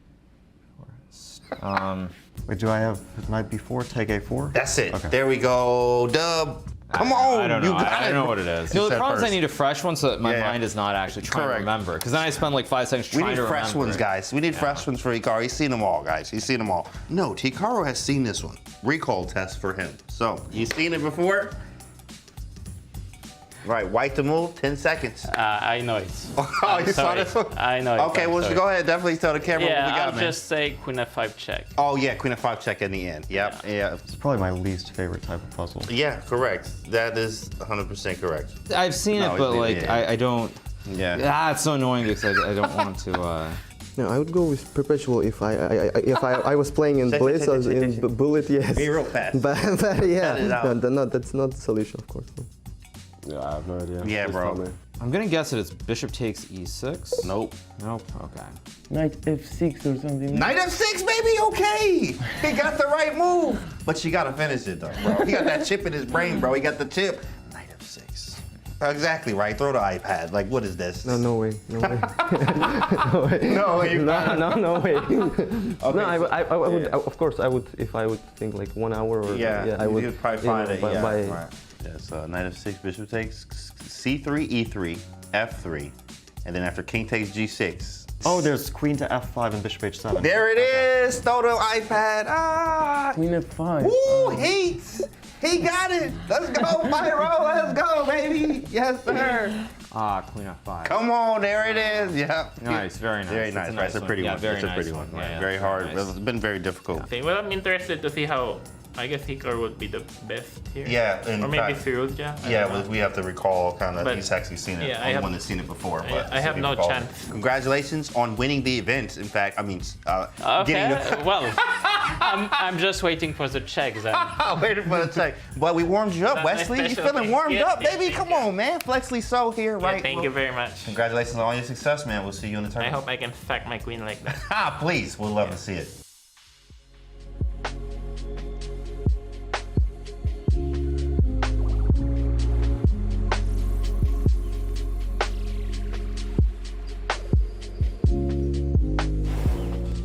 I think he's going to lose on the clock, Wesley, if he doesn't lose on the board. He still needs to save it on the board, especially after that last move, White's Rook getting active. Wesley's smiling. He knows it's going to be all over soon. 20 seconds and Magnus wins. Wow, look at that! Magnus Carlsen in Armageddon finally beats Wesley. So, and look at that reaction. That is huge. Wow, David, what do you take away from that? I've never seen the world champion that emotional. There it is, the final game and the final win for Magnus Carlsen in the 2021 season. What a performance it's been by the world champion to win the tour overall. Wow. First result today between Magnus Carlsen and Wesley. So Magnus Carlsen takes the lead. The winner of the match, the winner of the Meltwater Champions Chess Tour 2022, and the winner of the tour finals. Leaving the San Francisco arena with a slight smile on his face. He is a true champion, Magnus Carlsen. Magnus Carlsen is the 2 times champion of the tour, looking to strike thrice this time. And these two have quite the history between each other. They've played each other a bunch of times, and Magnus Carlsen with a massive 32-17 leads. And look at that number of draws. But no surprises there, given Wesley's solid style. But Magnus Carlsen leads that head-to-head. And he leads set 1 of the finals of the Champions Chess Tour after that Game 3 win. And Kaya did catch up with the endgame maestro. Wow, what a game. Magnus Carlsen takes the lead, and what a game, Magnus. What was the breakthrough here? I think one big factor was that, I mean, this was like many of my games with Wesley, actually, that he's doing well. He's even a bit better, but he's playing like a little bit too apprehensively. And then I sort of used that to eventually create chances, give him some choices, and once it comes down to time trouble, it's not easy. So I thought, it was a good psychological game. Once he started to play passive, I was just trying to see, can I keep the game going? Can I get any chances? And I'm happy with the way that it went. Yeah, they said quite early in this game, our experts, that this feels like a game that is such a balance between a draw and just somehow a breakthrough and a win for Magnus. Did you also feel like that for a long time in this game? Yeah, well, I think I was definitely worse at first, but yeah, eventually it felt like I was the one who's pressing for sure. The only time really we've seen Wesley in trouble in this tournament so far is in time trouble. So is that a big part of your tactics against him to get him into time trouble? Yeah, for sure. I think this is also what happens when he starts to feel uncomfortable. Now, a game 4 with a draw, you will be the winner of the first match. What can we expect? I don't know. I mean, I didn't really expect to win this one, so I haven't thought too much about it. But we'll see. Didn't expect to take this one. Is it just about taking the chance when you feel there is one? Yeah, for sure. I mean, I didn't have any chances at all in the first 2 games, and it's a little bit like yesterday or the match with Fabi. I didn't get so many chances, so when I get them, I need to take them. You definitely did in this one. Thanks, Magnus. Good luck in the next one. Thank you. All right, he took his chance, and he's in the lead. Back to you guys. And Wesley needs to take his chances, because a really key insight there by Magnus Carlsen, that Wesley is playing apprehensively. David, there was this moment that Wesley could have taken the pawn on e7 with his bishop, but again, just cautious play for him, and that seemed to have cost him big. Yeah, he could have gone for some tactics, and they weren't unfavourable for Wesley. He just needed a bit of courage. He needed a bit of composure as well. But ultimately, Wesley tried to take the quiet way out. But in the end, though, this was a signal for Magnus Carlsen. Just a hint of weakness, and Carlsen capitalised. So here we see the handshake, the players getting ready to start. Wesley needs to be braver in this next fight. He needs to be brave, because if you don't take the fire to Magnus, he will burn down your position. And that's what happened in Game 3. Wesley must win with the black pieces. Magnus Carlsen needs only a draw. What will he start with? And was that hesitation? No, he goes with 1e4. Does that surprise you? In a game, he only needs a draw. It doesn't surprise me at all, because Wesley So loves playing e5 on the first move, and Magnus feels, I can just force the issue, make a draw, send this to the second set with a 1-0 lead. So for Wesley, he might try out the Sicilian defense, but it's not in his comfort zone to have to play for a win from move 1. And he does play the Sicilian, and Magnus puts a pawn on c3, the c3 Sicilian, the Alpin Sicilian as it's sometimes known, and this is renowned for its safe tendencies here for white. Often a bunch of trades happen in the center at the very minimum. Sometimes white even gets an initiative if black is too kind of obliged to fight here. And okay, knight coming out, pawns pushing. What do we make of this? A good choice from Magnus Carlsen?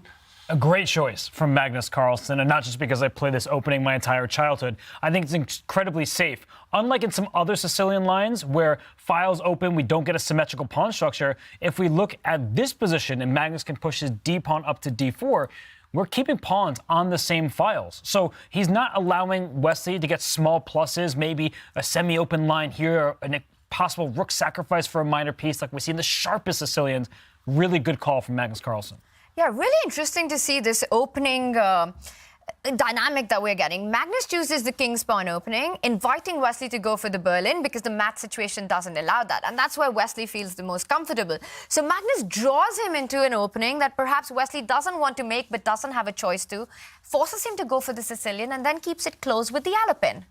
Yeah, and this queen capture I'm slightly surprised by, I must admit. Magnus, in the World Cup that he won earlier this year, in the final game of the whole World Cup against Pragnananda, just needing a draw with white, he employed this opening, the Alpin, but it wasn't with this variation bringing white's queen out so early. He just took with the pawn, played more classically, shut down that game easily, made a draw, and won the tournament. So I'm slightly surprised, Robert. And normally we don't bring our queen out so early because it's easy to kick that queen around. But the black knight, when it eventually lands on the c6 square, white will pin it with his light square bishop. So Magnus trying to figure out what move to make right now. He could take this pawn on d6. The dark square bishop will have trouble taking it back because that queen eyes across to the g7 pawn. So we're just looking at this position. Magnus, he doesn't want to take too many risks. He doesn't want to give Wesley that feeling that he has even a chance. But he doesn't want to spend too much time either because we saw that backfire for Fabiano Caruana against Magnus Carlsen in their game 4 where Fabi was up 2-1. Yeah, and it's always precarious. It's always tricky, this situation where you want a draw. It's in the back of your mind, but you shouldn't necessarily aim straight for it. You shouldn't play for it, let it affect your decisions too much and end up taking negative, kind of suboptimal, impractical decisions. And right now, Magnus in the tank for a minute or so. It feels like he's kind of torn in two minds. Does he play ambitious, aggressive chess and maybe kind of take a route out later if a draw presents itself? Or does he really try and force the issue, try and trade off as many pawns as possible, pieces, everything? Right now, Wesley shading his eyes. Magnus not known for his death stare, but Wesley really here, his body language focused purely on the board. I think he should be relieved, at least, that Magnus is the first one to blink, to think. Yeah, and that's quite a think that Magnus is on right now. He's touching the 12-minute mark very early on, takes the decision to develop the bishop instead of grabbing that d6 pawn, still inviting the black knight to jump in to development via c6, hitting that queen on d4. But I do like this approach by Magnus of just continuing with development. Even if he's surprised with this last move by Wesley, he takes what is the common principle of openings. And I think he's just sort of preying on the fact that Wesley has shown a reluctance to trade too many pieces in a must-win game. Even in that Armageddon game against Nodirbek Abdusattorov yesterday, that final game of the epic semifinal between those two, there were moments where Wesley could have initiated some trades. He instead backtracked with his pieces. So in the center right now, there could be a trade of a pawn, a trade of a knight. But why would Wesley want that when he feels like he needs to win? So more pieces on the board, at least in theory, sound like a good thing for Wesley.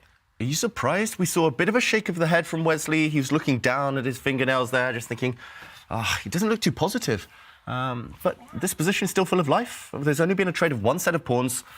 You've got to be focused. You've got to just block out the result of the earlier game. I was just about to say that. Do you think that's because of what has just happened in Game 3 as well? Because everything was so under control with Wesley in that opening, getting that position with the bishop pair, the pawn on d5. We felt he was the one who was putting pressure.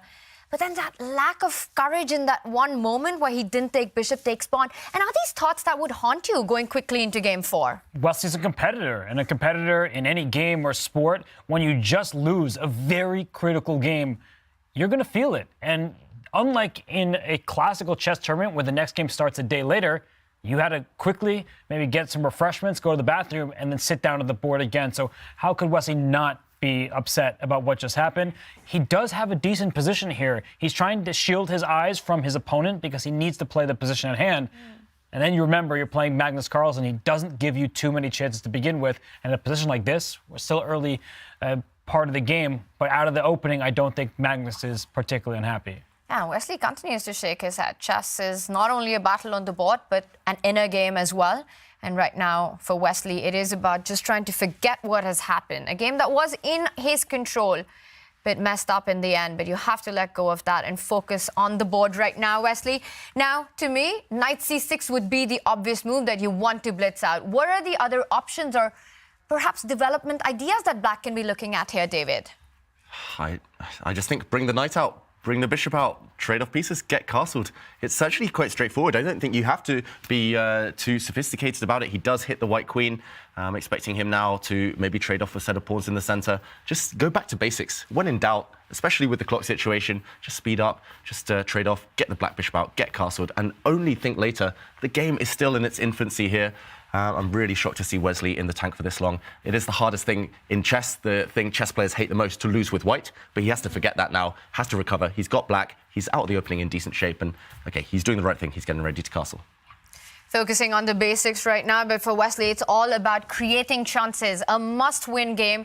And we are going to head to Toronto, where we've got Danny joining us right now.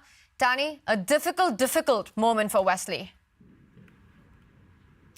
Yeah, thanks, Tanya. And everyone's stuck with me right now because all of our other commentator guests are still at the fan zone having a great time. Canty, Levy, and the crew. But yeah, I just was going to jump in to say tensions were high. The emotions were really big for Wesley after that game. He kind of quickly exited and did what he does a lot, which is grab his iPad, and then he leaves the room because they're not allowed to have electronics in, and then does whatever he does to prepare. Gets fully fair play scanned back in when he comes back. But normally you see a slightly, I guess, more stoic Wesley, but he wants this bad, and he was frustrated with how that one got away from him. We saw early, right? I mean, we all called it. You could see there was decisiveness in the air the moment that sort of odd, unique Sicilian was there, but pretty tough to lose with white, and now has to find a way to get the dub with the black pieces. Danny, you're a father. You know, you also are a friend of Wesley's. Looking at him on camera right now, I mean, what do you think he's feeling, and what are your thoughts about what Wesley has to do to try and win this game? It's tough, yeah, because Wesley is such a sweetheart, and I think really thrives in the environment where he feels kind of comfortable and confident, and I want to say supported. And I think when a game like that gets away, he, like anyone else, I think is going to struggle to forget it, especially in these formats that we have now. It's very fast paced. It's awesome for all of us, the commentators and the fans, but it's difficult on the emotions of any human being when something like that happens and you don't have time to take a walk and take a breath and shake it off, right? So often the players, you can almost see them in their own head. They're sort of doing the mental therapeutic work on themselves while trying to solve their next problem, which in this case is actually, I think, a very big problem that Magnus posed for him. It's a smart one to play the Alapin Sicilian. Obviously, we know that these lines can be, I guess I'll say, very difficult for white to get in serious trouble, right? This is not an English attack Najdorf. This is not a Yugoslav attack dragon or even a Khan Sicilian. This is a position that, as you can see, it's very tame. The pawn structure, borderline symmetrical. There's not a lot going on here. And so I think the Alapin was a very smart choice. And an interesting note that with Magnus's 2a6 in the last game, Wesley went for the very sharp d4 line and loses time with the queen, even when technically playing an Alapin structure, c3 or even c4 are actually the more common moves there. So Wesley didn't want to get something tame when he had white. Now he regrets that there's something so tame on the board by Magnus because it's going to make it hard for him to win. The win is what he needs at this point. And you were the first to call out in Game 3, Danny, when you joined us, that you have a feeling that this is going to be the most exciting, perhaps a decisive game of the day so far. And I want to ask you, with the dynamics right now, playing the black pieces, the Alapin on the board, and so much pressure of trying to create chances, how are you expecting this to play out? How do you foresee this one developing? Well, the good thing is I think Wesley, no matter how heartbroken he might feel right now, you look at him and your heart goes out to him because he knows he's fighting an uphill battle. He's not going to go down easy here. He's going to make sure that we have drama on the board because, look, a draw is just as bad as a loss, right? At this point, one of the cool things about the format is in the set setting, if you lose 3-0 or in Armageddon, it's only 1-0 heading into tomorrow. And he's been down 1-0 before. It was against Nodirbek in the semis. Magnus is different. But I think Wesley understands the dynamics. He knows what's at stake. This isn't going to stay tame. The moment he gets any bit of an opportunity, he will look to mix it up. But again, the problem is this is a position that will come with an inherently large amount of risk to mix it up because there aren't a lot of natural structural weaknesses in the position, as I'm sure David and Robert will, all of you will do a better job explaining than myself. But it's going to be tricky, right? You gotta take your chance if Magnus slips even just a teeny bit, or you have to try to create something out of nothing, which is going to come with a lot of risk. Yeah, difficult, tough spot for Wesley. Danny, we will check in with you as this one is developing. Thanks for those insights. And meanwhile, the Alapin fight does continue. Still a closed position. Still Wesley trying to create chances along that diagonal. The light squared bishop for Wesley will land on b7. So perhaps in the future, we can expect some activity on the long diagonal. Yeah, this last retreat by Magnus Carlsen, I had half an eye on the evaluation bar. It did slide down slightly, and it does look provocative. It feels like Black has a very tempting first move. I'm not sure what the follow-up is, but Magnus now, he's inviting Wesley forward, and as we've spoken about in previous games, sometimes you have to jump on the opportunity. You cannot be timid. Yes, this bishop is really well placed on the diagonal, but it will get there anyway. So maybe jump forward with the Black Knight. profiting from the fact that the white queen, okay, he plays it, the white queen has retreated to a vulnerable square. And I think Magnus's idea was to come back. I'm not sure which square exactly he wanted to use, maybe this one. Now, this knight is a bit loose, threatening to jump forward with his knight to hit the black queen. But even if the black queen preemptively slides back herself, suddenly this knight is on a beautiful square. If you team it up with this bishop, long term there will be potential tricks. And there's nice juicy holes on the light squares if you can get to them. I think Magnus wants to bring his knight forward, but now this black knight at the very least drops back, maybe drops back this way, and at least there's easy play. It's nothing decisive, of course. Magnus hasn't made a big blunder or anything, but a bit clumsy for white with this bishop struggling to get out, and easier moves for black. We started with a Sicilian, but this resembles a French defense. And Wesley So, he became a grandmaster on the back of playing the French defense. He loved that opening growing up. And this position, it's really nice for black because you have that active knight on f4. You're going to put your bishop fianchetto in the long diagonal. And for Magnus, maybe he's playing a little too timidly. He knows the result he needs. He just wants to make a draw and get out of here with a one-set lead. But black does have legitimate chances because the pawn structure is not symmetrical. We have a 4-on-3 advantage for black over on the king side. We have a knight in enemy territory. There's a d3 square that knight can hop into. And the most natural move is bishop to b7. The black queen will slide back to c7. This type of position is one where there's an imbalance, and I would definitely prefer black's chances. Yeah, feels like he's achieved a lot. And if white is forced to take this knight ever, then black has this long-term advantage. This is something you can play with forever. You have, sorry, my arrow's going crazy there. You have the bishop pair. The two black bishops will wreak havoc across the board a bit later on. And this feels like the type of position Magnus Carlsen would be begging for with black.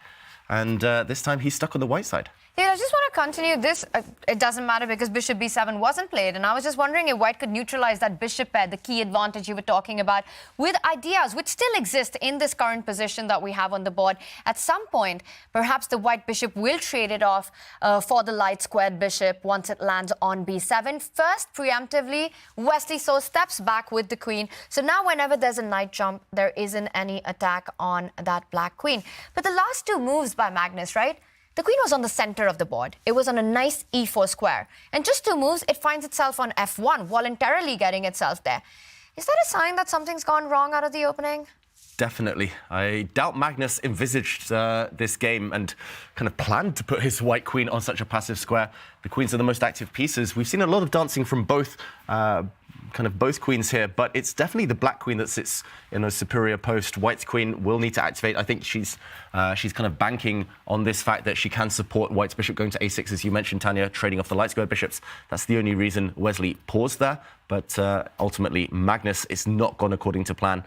And he hasn't done anything too wrong. It's kind of, as Danny alluded to, white doesn't have any real weaknesses to probe at, but certainly Wesley's got everything he could have dreamed of. So many pieces still on the board. This small imbalance of pawn structure, and the game is alive. That's already step one. And if I'm Wesley, I avoid what Tania was advocating for white to do, that bishop a6, trading off the light square bishops. Maybe he pushes his own pawn to a6 to eliminate that possibility. You want more pieces on the board. We've already seen that preference from Wesley. So if that bishop takes the knight in f4, yes, that's a trade, but we get an imbalance. Black has the bishop pair. It is an open board state. So I think that Wesley would not be unhappy about this kind of trade. So I'm with Tania. I would avoid this light square bishop trade. We'll see how Wesley continues, as he is a minute behind on the clock.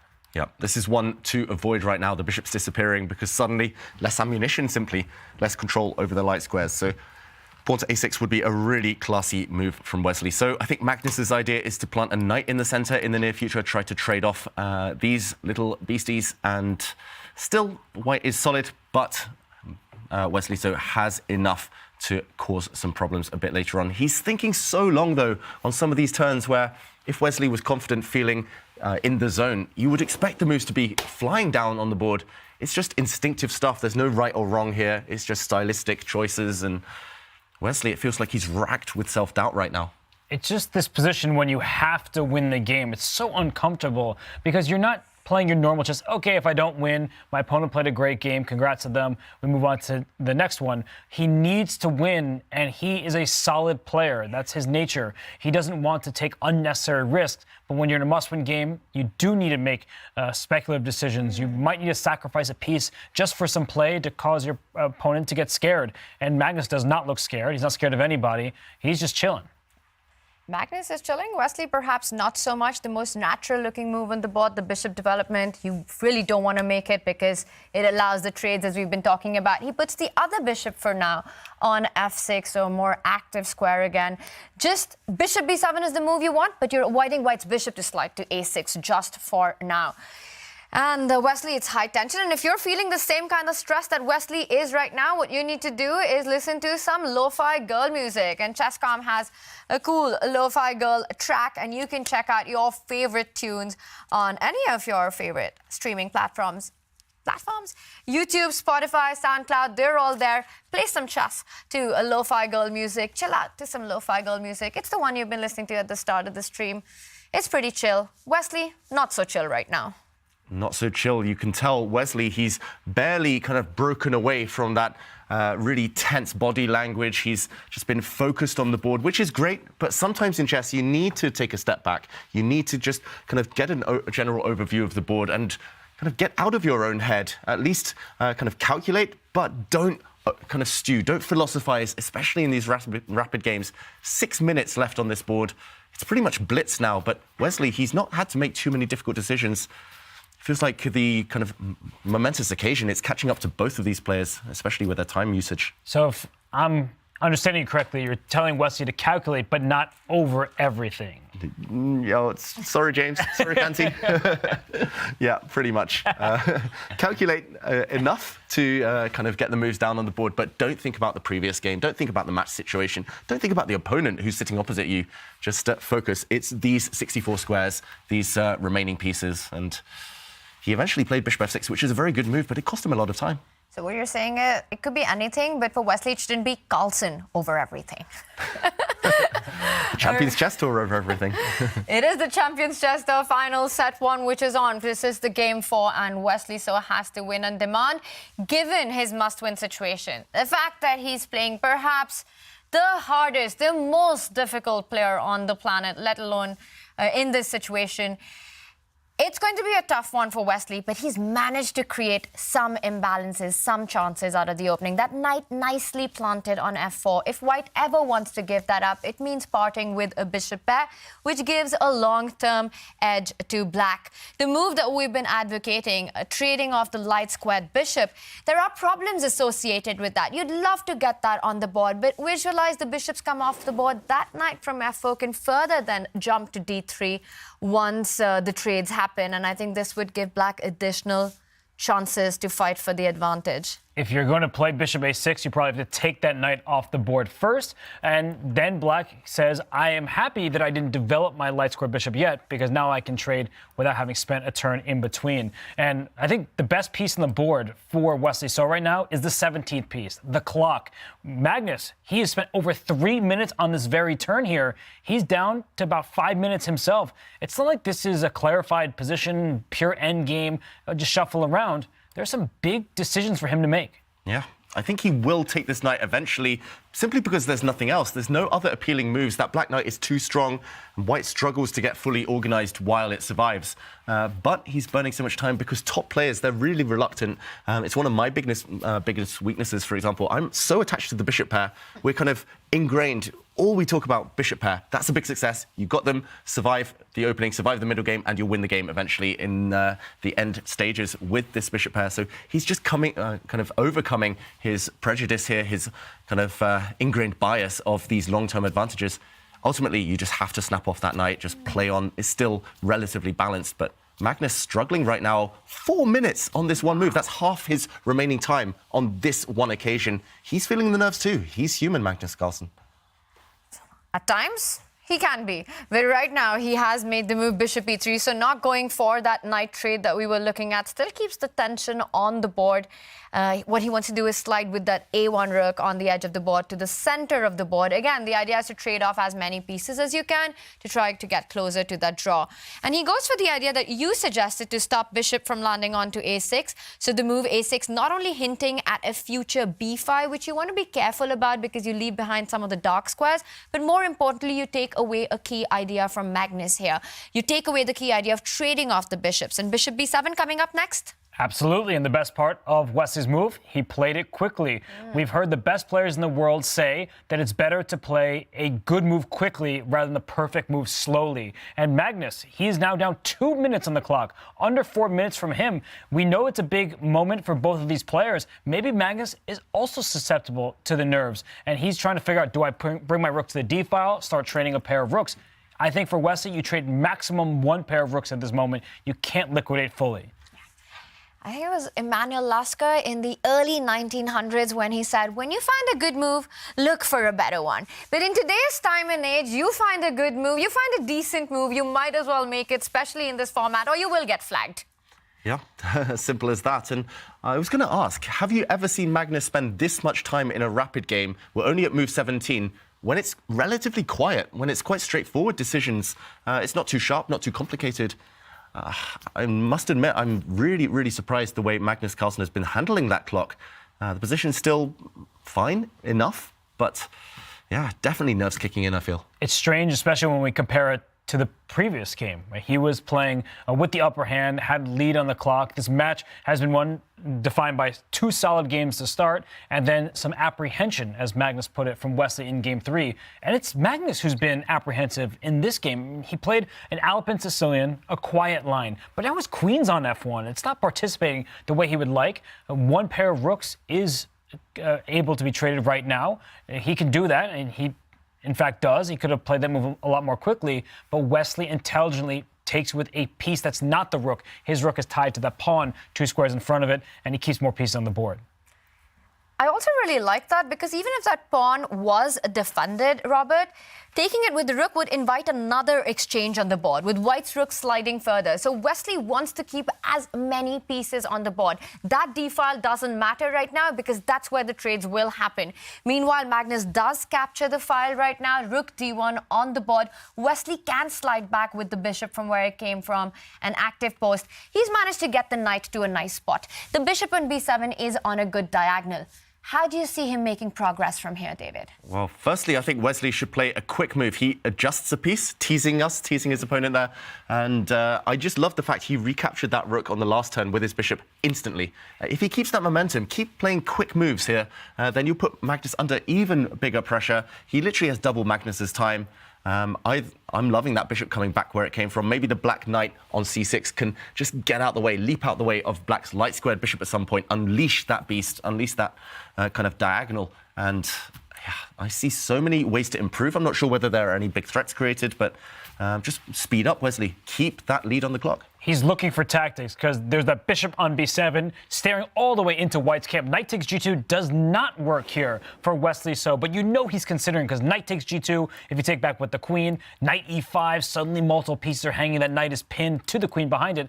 That light square bishop can back up, right? It can go back to e2 just to defend that knight. But you need to look in this direction if you're Wesley. So I think at the starting point, knight e5 first is available because the knight at f4 loses defender, but there are going to be tactics at play here. If you take on f4, I take on f3 with check, then I pick up your bishop on f4, and white's kingside is in shambles. So you need to be really careful. If you're Magnus, if you're Wesley, don't try to cash in too quickly by sacrificing pieces. Yeah, he's certainly calculating something, but he spent so much time. It's definitely the nerves making these 2 players freeze. We saw it with Abdusattorov yesterday in the semi-finals. I like this knight move as well, just hinting that you might kind of capture and shatter the white kingside on this square. He puts his bishop on e7 instead. Bit of a cagey one. I'm not sure how that improves things. Maybe he's going to try and line up on this diagonal as well. With a bishop on this diagonal, kind of a corresponding bishop on the other diagonal, some big attacking chances long term, but it did cost him a bulk of his time advantage. So still really tense. We're really favouring black's position, I feel, but will it come down to nerves in the end? That's the big question right now. When you're playing against Magnus, you have to make the most of every single minute detail in the position, and that clock is not a minute detail, it's a big one. For Wesley, the advantage on the board is based on his piece activity, piece placement, but bigger than that, it's the pressure that he can put on Magnus on the clock. So he needs to keep the speed up, even if it's about not finding the absolute best moves, but keeping the pressure going. Meanwhile, Magnus trying to trade off as many pieces as possible to ease out any attacks, any tactics related with that knight takes pawn idea that you were talking about. He improves further the position of the queen, but advantage Wesley scoring the bishop pair. advantage Wesley. It's not just the air quality we see in front of us, it's the piece quality. And Black's got the superior queen, the superior bishops, now kicking back White's light squared bishop. Momentum definitely on Black's side, and now he can potentially afford to trade pieces because long term the two Black bishops will gain in power the more pieces that disappear from the board. They'll gain in scope. And wow, committal move by Magnus Carlsen, opening up light squares around the White king. Robert, I saw your face there. The Black light squared bishop is loving the fact that this has just happened. When there's an enemy fianchetto bishop on the long diagonal like this, you typically don't open up even more. But more important to Magnus is kicking that queen out of there. There's lufts created for the Black king, so there won't be any back ring checkmates. But now that Wesley brought his queen to g4, we see the makings of a checkmate attack. If the queen and bishop can line up on that diagonal, that White king is in a world of hurt. Yeah, Magnus has to be so careful, but look at Magnus's clock, 1 minute 30 and counting. Suddenly big threats. Black's knight, just any move, literally jumping out the way, will unleash terror along the diagonals now. And look at the Black queen, she's just lurking nearby. Magnus must be feeling uncomfortable. He took half a look at that clock, and he needs to move. He needs to decide. He would love to get the queens off at any cost here, or the rooks off at this point, but even that is hard to achieve. Because queen e4 trying to trade the queens, that rook on d1 is loose. Loose pieces drop off. And there are many loose pieces in White's position right now. So Magnus, he's dipped below a minute. Wesley still has 3+ to his name. This is looking like it's dangerous territory for Magnus Carlsen, and he tries to eliminate some of the danger by trading the queens. Yeah, I think a good practical decision for Magnus, especially low on time. You don't want to walk into any checkmating attacks. You don't want to allow your opponent to create these nasty threats when you have no time to react. That being said, we mentioned it, endgames will favour Black still. And Wesley, he can try to hustle Magnus there.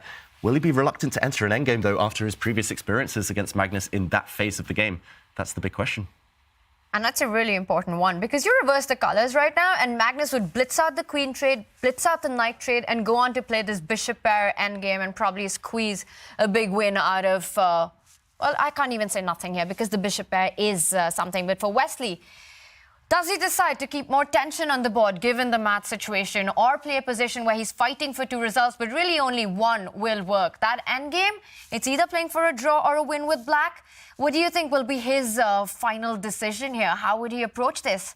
And he's touching the 2-minute mark as well. Magnus under a minute. Process of elimination. I think he has to trade queens here because White's next move, if Black doesn't hang the queen, is to put the bishop on e4 and trade off even more pieces. So I don't think Wesley has much of a choice. In fact, trying to keep more material on will backfire. So trade queens and then count your pluses. You have the 2 bishops. He does trade those queens off the board. There is that long-term advantage. It's pawns on both flanks. The bishops should reign supreme over the knights.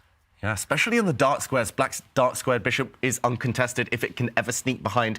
White has pawns on the queen side that are sitting on that color complex. So still long-term trump cards, but I think he's too afraid of Carlsen, the endgame maestro here. Anyone else in the world, he'd be trading off a set of knights. He'd be playing quickly, confidently, trying to improve the Black bishops, bring the Black king towards the center.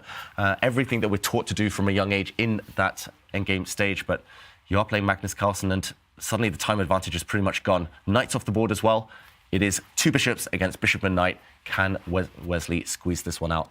It's not going to be easy. I always say in Armageddon, you have to be shameless. This is not an Armageddon game, but it's a must-win game for Wesley. He brings his bishop out, putting pressure on the knight. If he gives Magnus an isolated pawn, that could be another something in his back pocket, a small plus there. But Wesley, he's looking away from the board. He's calculating with his ear. Yeah, that body language by Wesley isn't the most confident one that I've seen. He does make the moves that are the correct ones, but takes his time. And now it is Magnus who's touching the 30-second mark. Will we see further rook trades?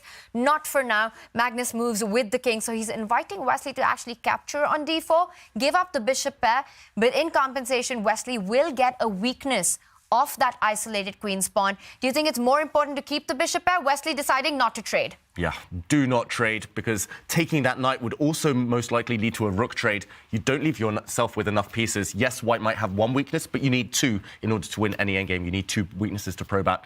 So keep as many pieces on the board as possible. He's now hitting the White knight, kicking it back. The rooks do disappear, but more importantly, he has the bishop pair. You need as many imbalances as possible here. It's the bishop pair and the 4 versus 3 advantage, the 4 versus 3 lead in pawns that you have on that right flank. and white has a 3-on-2 on the left-hand side of our chessboard. So you can start pushing pawns yourself if you're Magnus Carlsen, but when you push a pawn, you may leave new squares accessible, to the black pieces. So I like the look of this endgame for Wesley. Throw your pawns forward. He starts with bishop c6, but f5 and e4, those type of moves are coming.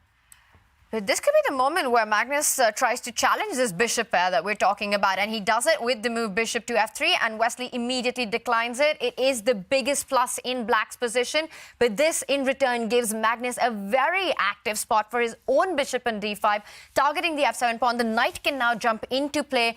First, he blocks down that queen side. Now a threat on the board. That bishop from d5 can go to b7, starting to attack the queen side pawns. Yeah, will he dive in with his bishop, Magnus Carlsen, go for black's weaknesses? Those pawns can still push. No, he's simply trying to trade off as many pawns as possible. Now, a bit of a threat to advance this white c-pawn that's just moved one square further, fixing it on a nice protected square, a pass pawn for good forever. So most likely we'll see a trade. And the more pawns that disappear, the closer Magnus will get to that desired draw. Although one bit of bad news for Magnus Carlsen is that his pawn on b4 is on a dark square. To defend it with another pawn, also on a dark square, only Wesley has a dark square bishop. And he's actually offering a trade of all pawns on that flank, hoping his central pawns will do the trick. But I think you don't want to see all these simplifications happen. This is surprising, David. Lock it down. I think Magnus now can advance. Okay, he actually does go for all the trades to try and eliminate pawns. I would have been tempted to step forward there because black's dark square bishop suddenly would have been locked out of the game. But no, it's liquidation time. He's trying to go for opposite color bishops here, Magnus Carlsen. He might have saved himself. And I think that's the key move. Knight c4, it forces the bishop trade. Yes, black gets an extra pawn, but it's not going to be enough anymore. Knight c4 was a defensive key resource that Magnus was relying on. We've seen this story before earlier in the set where it was Magnus up a pawn. Here he's down a pawn, but the opposite colored bishops, there's no hope. You have a light square blockade. The dark square bishop can help you in that cause. But Wesley, that move, a5, he could have tried for more at that moment. Just trying to liquidate the queen side was not the way to go, and it looks like these are the last few moves being played off set one. Magnus Carlsen on the brink of taking the set away. This is going to end in a draw. This is a creepily similar mirror image to that earlier game with opposite color bishops. It is a draw piece on this board, but Magnus takes the set. Set one to Magnus Carlsen. Wesley So has to strike back in set two.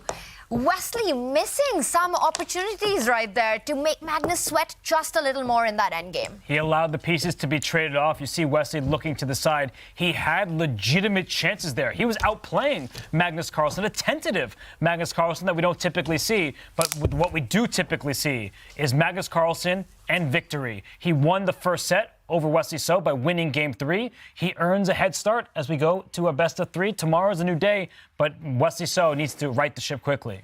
Magnus Carlsen there takes set one. We saw him shaking his head at the end. He's always critical of his own play despite the result of the match at the end. And it is true skill that even when you are not playing at your best, or at least according to you at your best, you still find ways to beat the very best in the world. Magnus Carlsen takes the lead with his win in set one. Wesley So has to strike back tomorrow in a set two to take it to set 3. That game, David, not an easy ask for a player to create chances with the black pieces, but Wesley managed to do just that. Wesley did manage it with black. That was the dream. He had a small but long-term advantage. Ultimately, however, it didn't prove to be enough. But it was a case of history repeating itself with Wesley not choosing the most decisive moves, maybe taking the safer approach when he should have risked it all. And it was here that things did start to fall apart. He has the advantage. We talked about the bishop pair. These bishops are beautiful on these perfect diagonals. And I was shocked to not see Wesley start to throw pawns forward on the king side. This is the side he's stronger with a pawn majority. Push the pawn to f5, bring the king towards the center, push the pawns until they can't be pushed any further. Instead, however, he started to retreat. He brought his bishop forward, first of all, dodged this bishop trade, but suddenly white got active, white with a strong bishop, and a few moves down the line. After being offered this pawn trade, he did actually trade everything off on the queen side. Pawn to a5 was the final mistake. If instead he'd played bishop to d4, trying to come in and behind, still some winning chances. However, pawn to a5 did allow the sequence we saw in the game. Opposite color bishops, Magnus sacrificed a pawn, but dead draw.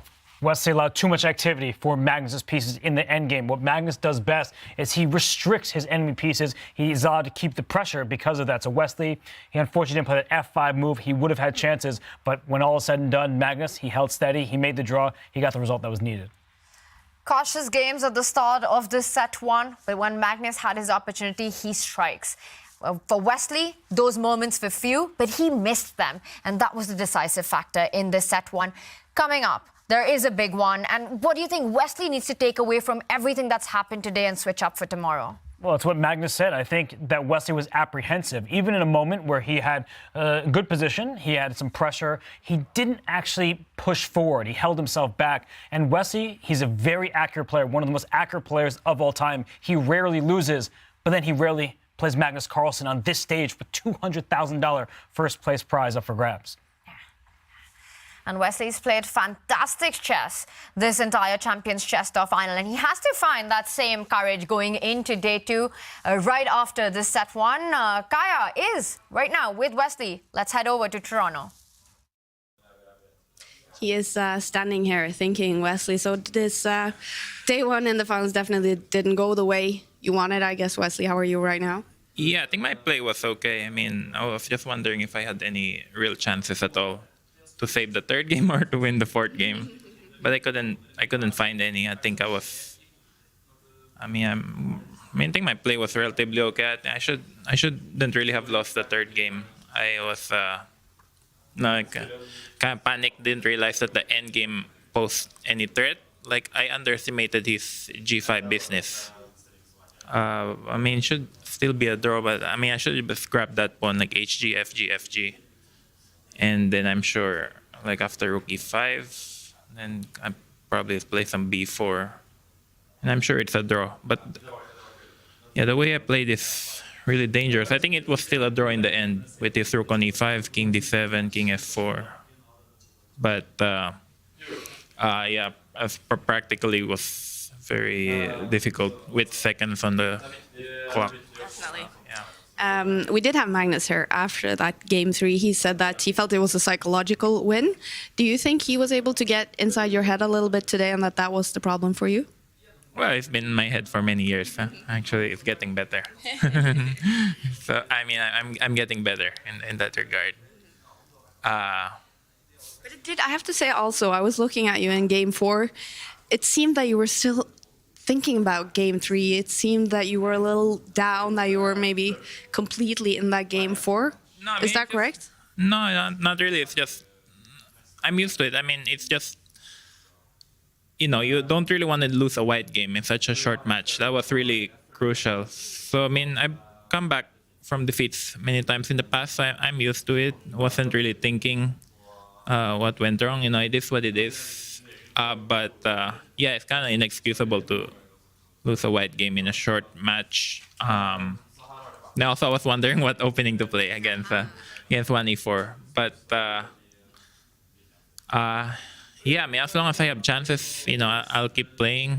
Everyone knows Magnus is a better player. I think if I was playing somebody else on game 4, I think I might have gotten good winning chances because the position was quite tricky. And with the bishop pair, I could play on. Maybe queen g4 was a mistake. Because after knight ft4, I thought I could take knight d4, queen g4, knight f3, king g2, knight e5, but he has bishop e4, which is very fortunate actually. If he doesn't have that, then he's probably just losing. So it was pretty close. I think general my play was quite okay today, but my time management and also during time scrambles, Magnus is just much better. So I have to keep an eye on that. But yeah, I wish I could play a bit better, then it would be a real match. Well, you mentioned the word chances in here, and there's definitely still chances. You have one 4-game match tomorrow, and then potentially and hopefully for you a third match. So yeah, what needs to be a little different tomorrow for you to be able to make that comeback? Well, I tried tweeting today. It didn't really work. No tweets tomorrow. Maybe no tweets today and tomorrow as punishment. We'll see if there are any replies. But so I didn't tweet the other day, and then I lost Nodirbek. I tweeted today and lost. So maybe let's try no tweet. But I'm not really superstitious or anything. I just try to keep the same routine every day and what works. I'm very pleased also, by the way, with the collaboration of Chess.com and the Champions Chess Tour to bring two different people together. But last year was a bit easier without Magnus, so that's the only thing. I mean, sooner or later, you're gonna have to run into Magnus. So, if I'll try to, as long as I have some life left in this match, I'll certainly give my best and just, try to make it a good match for the fans. I think like Fabi played really well in the semifinals. I didn't see all the games, but I think it was very exciting. I hope I can do the same, yeah. Oh, that's awesome, Wesley. No tweets tomorrow, but he's gonna try. No tweets today. He's gonna try for a comeback. Tomorrow as well. No tweets. So no need to go into Twitter, but tune in tomorrow because this guy will try for a comeback. Back to you guys. There's definitely a life left. Wesley so has to win set 2 for that. And I've said it before, I'm going to say it again. Magnus Carlsen lives rent-free in his opponent's head, but Wesley needs to find a way to get Magnus out of his headspace right now for that big one. And we're going to head over to Toronto for more breakdown on the action. Thanks, Tanya. And just like that, we have one of the matches in the books. Magnus Carlsen takes the first set in this title match here. And Magnus, we saw Wesley say at the end that he won the global championship last year here, but he said sooner or later he knew he would have to run into you here in Toronto. Were you at home wishing you were here last year as you watched Wesley win this? I wasn't thinking that much about it. Like, honestly, the match between Wesley and Hikaru was such a slug, Yeah. Just a draw after draw after draw, and nothing was happening. I was thinking, yeah, fine, let them do that. I don't remember what I was doing, but I was thinking that, I don't want any part of that. All right. Well, today you got the job done. Take us through that game 3. When did you have a feeling, despite playing the black pieces, but that might be the game where you could strike? I think game 3 was all psychological. Okay. I mean, first, I was definitely worse from the opening, but I guess when you play A to A6 and move 2, you kind of expect that. Yeah. And then first I offered him a pawn on E7. He didn't take it.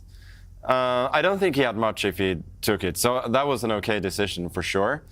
But later on, felt like he was playing a bit apprehensively. And when he played f4, weakened his position, I was thinking that, well, the position is equal, but now I have a chance. And first of all, psychologically, I have a chance here. Yeah. And that has, as I mentioned before, that has really been the story of my matchups with Wesley for so many years, that the way that I beat him is that I just, I hustle him. I mean, I use like his sort of lack of aggression against him, right, and bluff him sometimes. And so, I mean, because he generally plays really well, like he makes very few positional mistakes and so on. So I was trying to keep the game going. I guess it was a draw for a long while. Like he did really well to create counterplay, but eventually I got there. And sometimes you have matches like this where there aren't a lot of chances for either side. Obviously, he had some chances in the last game, but when you get that one chance, take it. You need to take it. 2 days ago, you had a 2-2 match with Fabiano, 2 wins, 2 losses, Armageddon. Do you prefer that type of close match that ends that way, or do you like? I mean, today it felt very, very tense, but it did feel like you just had a little bit of apprehension from Wesley. Do you like the hustle win, or do you like a back and forth, kind of more decisive results both ways?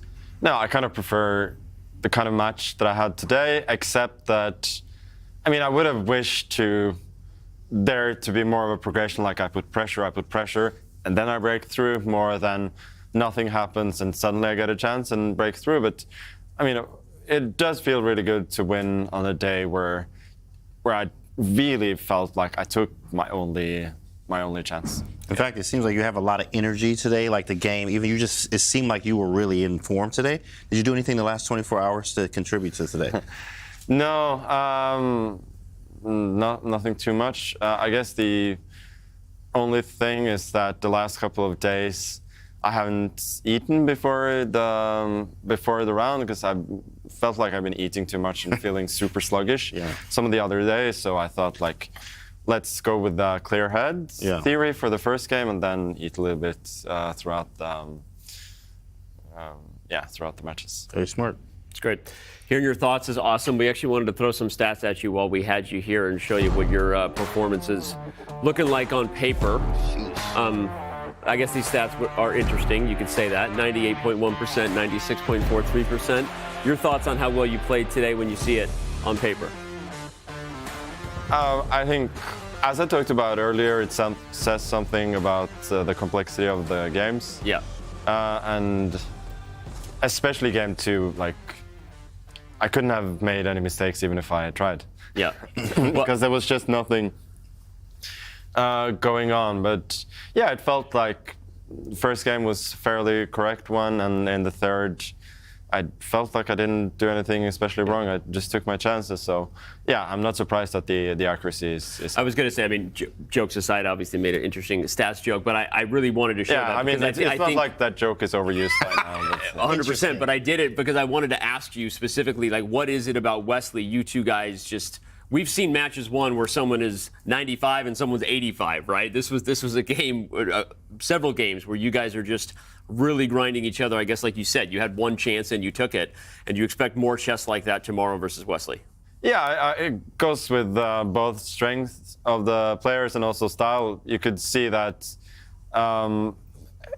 Nodirbek just drags Wesley into fights where both players make mistakes, like crazy time trouble and everything. And it is true that my games with Wesley seem to be, for all like my talk about hustling, like my definition of hustling and others might be different.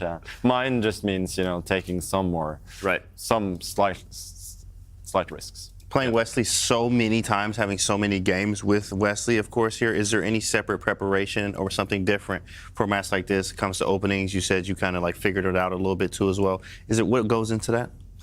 No, I think you sort of take it game by game. Because I was thinking about it before the game, like what's the first moves to play with White, especially. Right. And I've tried everything against him, like in the past, and it's.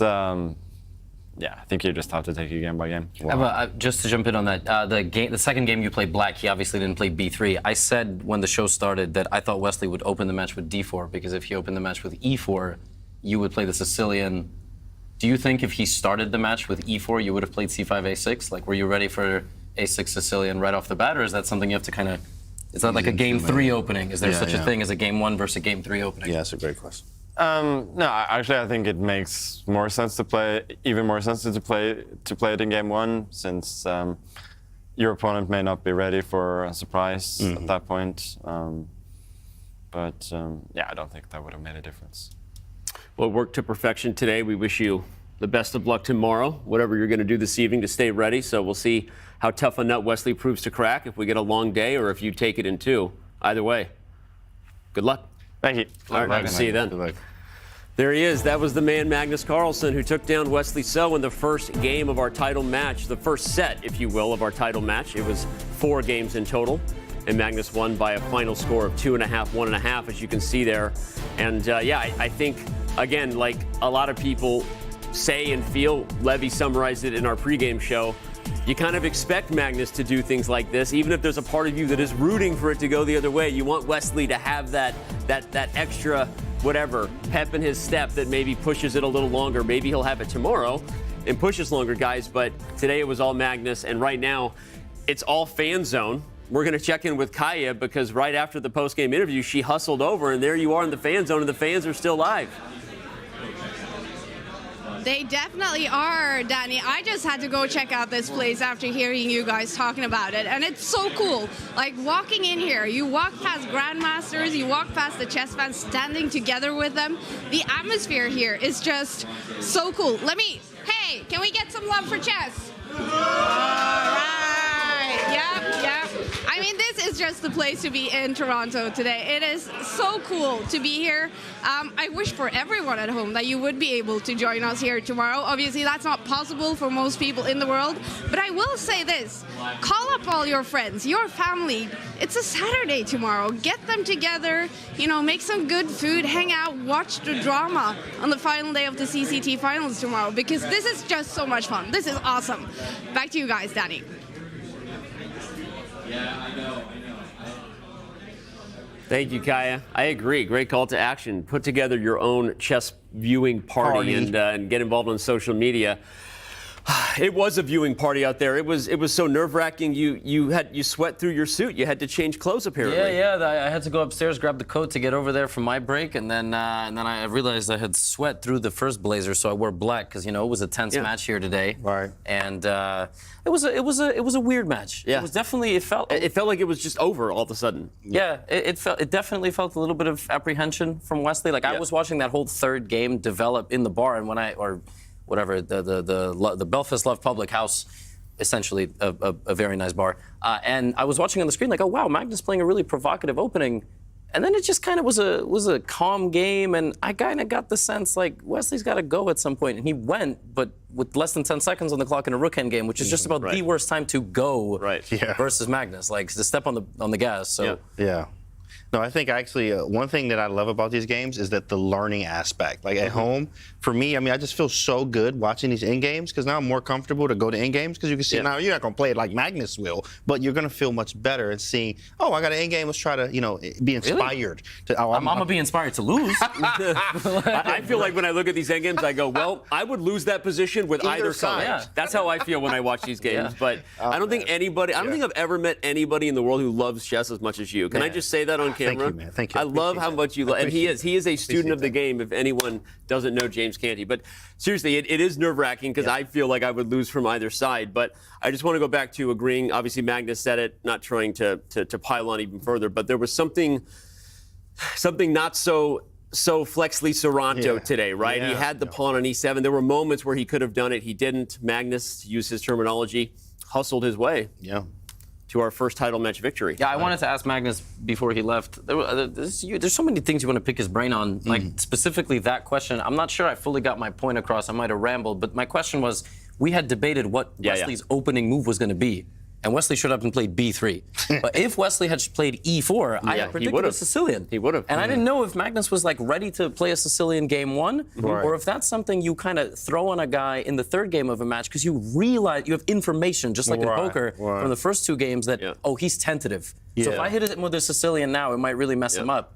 That's very nice. But also that last game, it's always fun for me to see Magnus get into an endgame where he's microscopically worse. And Magnus sits down and he's like, oh, yeah? Oh, yeah? Oh, you think you could beat me? You dare use my own spells against me, Potter? And then he just draws it in 10 moves.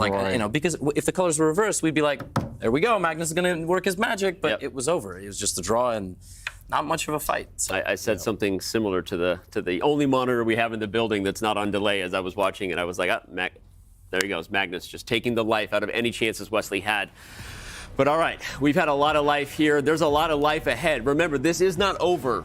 Wesley So has beaten Magnus Carlsen in matches before, not just here, but in Oslo. We're going to talk a little bit more about their full career and rivalry against each other more tomorrow, as we all maybe hope for this thing to go the distance because we love content, we love chess. Maybe everybody besides Magnus Carlsen wants that. So, all right, we got things to do. I think I'm going to head over to the fan zone. I don't know about you guys. I got to get there before it's done. But for the whole crew, Canty, Levy, Kaya, everybody working hard here, everybody working hard in Oslo. Thank you so much. Join us for day 2. It's the title match of the 2023 Champions Chess Tour, and we'll see you then. And it is 1b3. Magnus Carlsen shakes his head. He is surprised. First game ends in a draw. Why has he allowed the black pawn to run? Black's pawn cannot be stopped. Wesley resigns. Magnus Carlsen does Magnus things in the endgame. It is a draw piece on this board, but Magnus takes the set. Set 1 to Magnus Carlsen. Wesley So has to strike back in set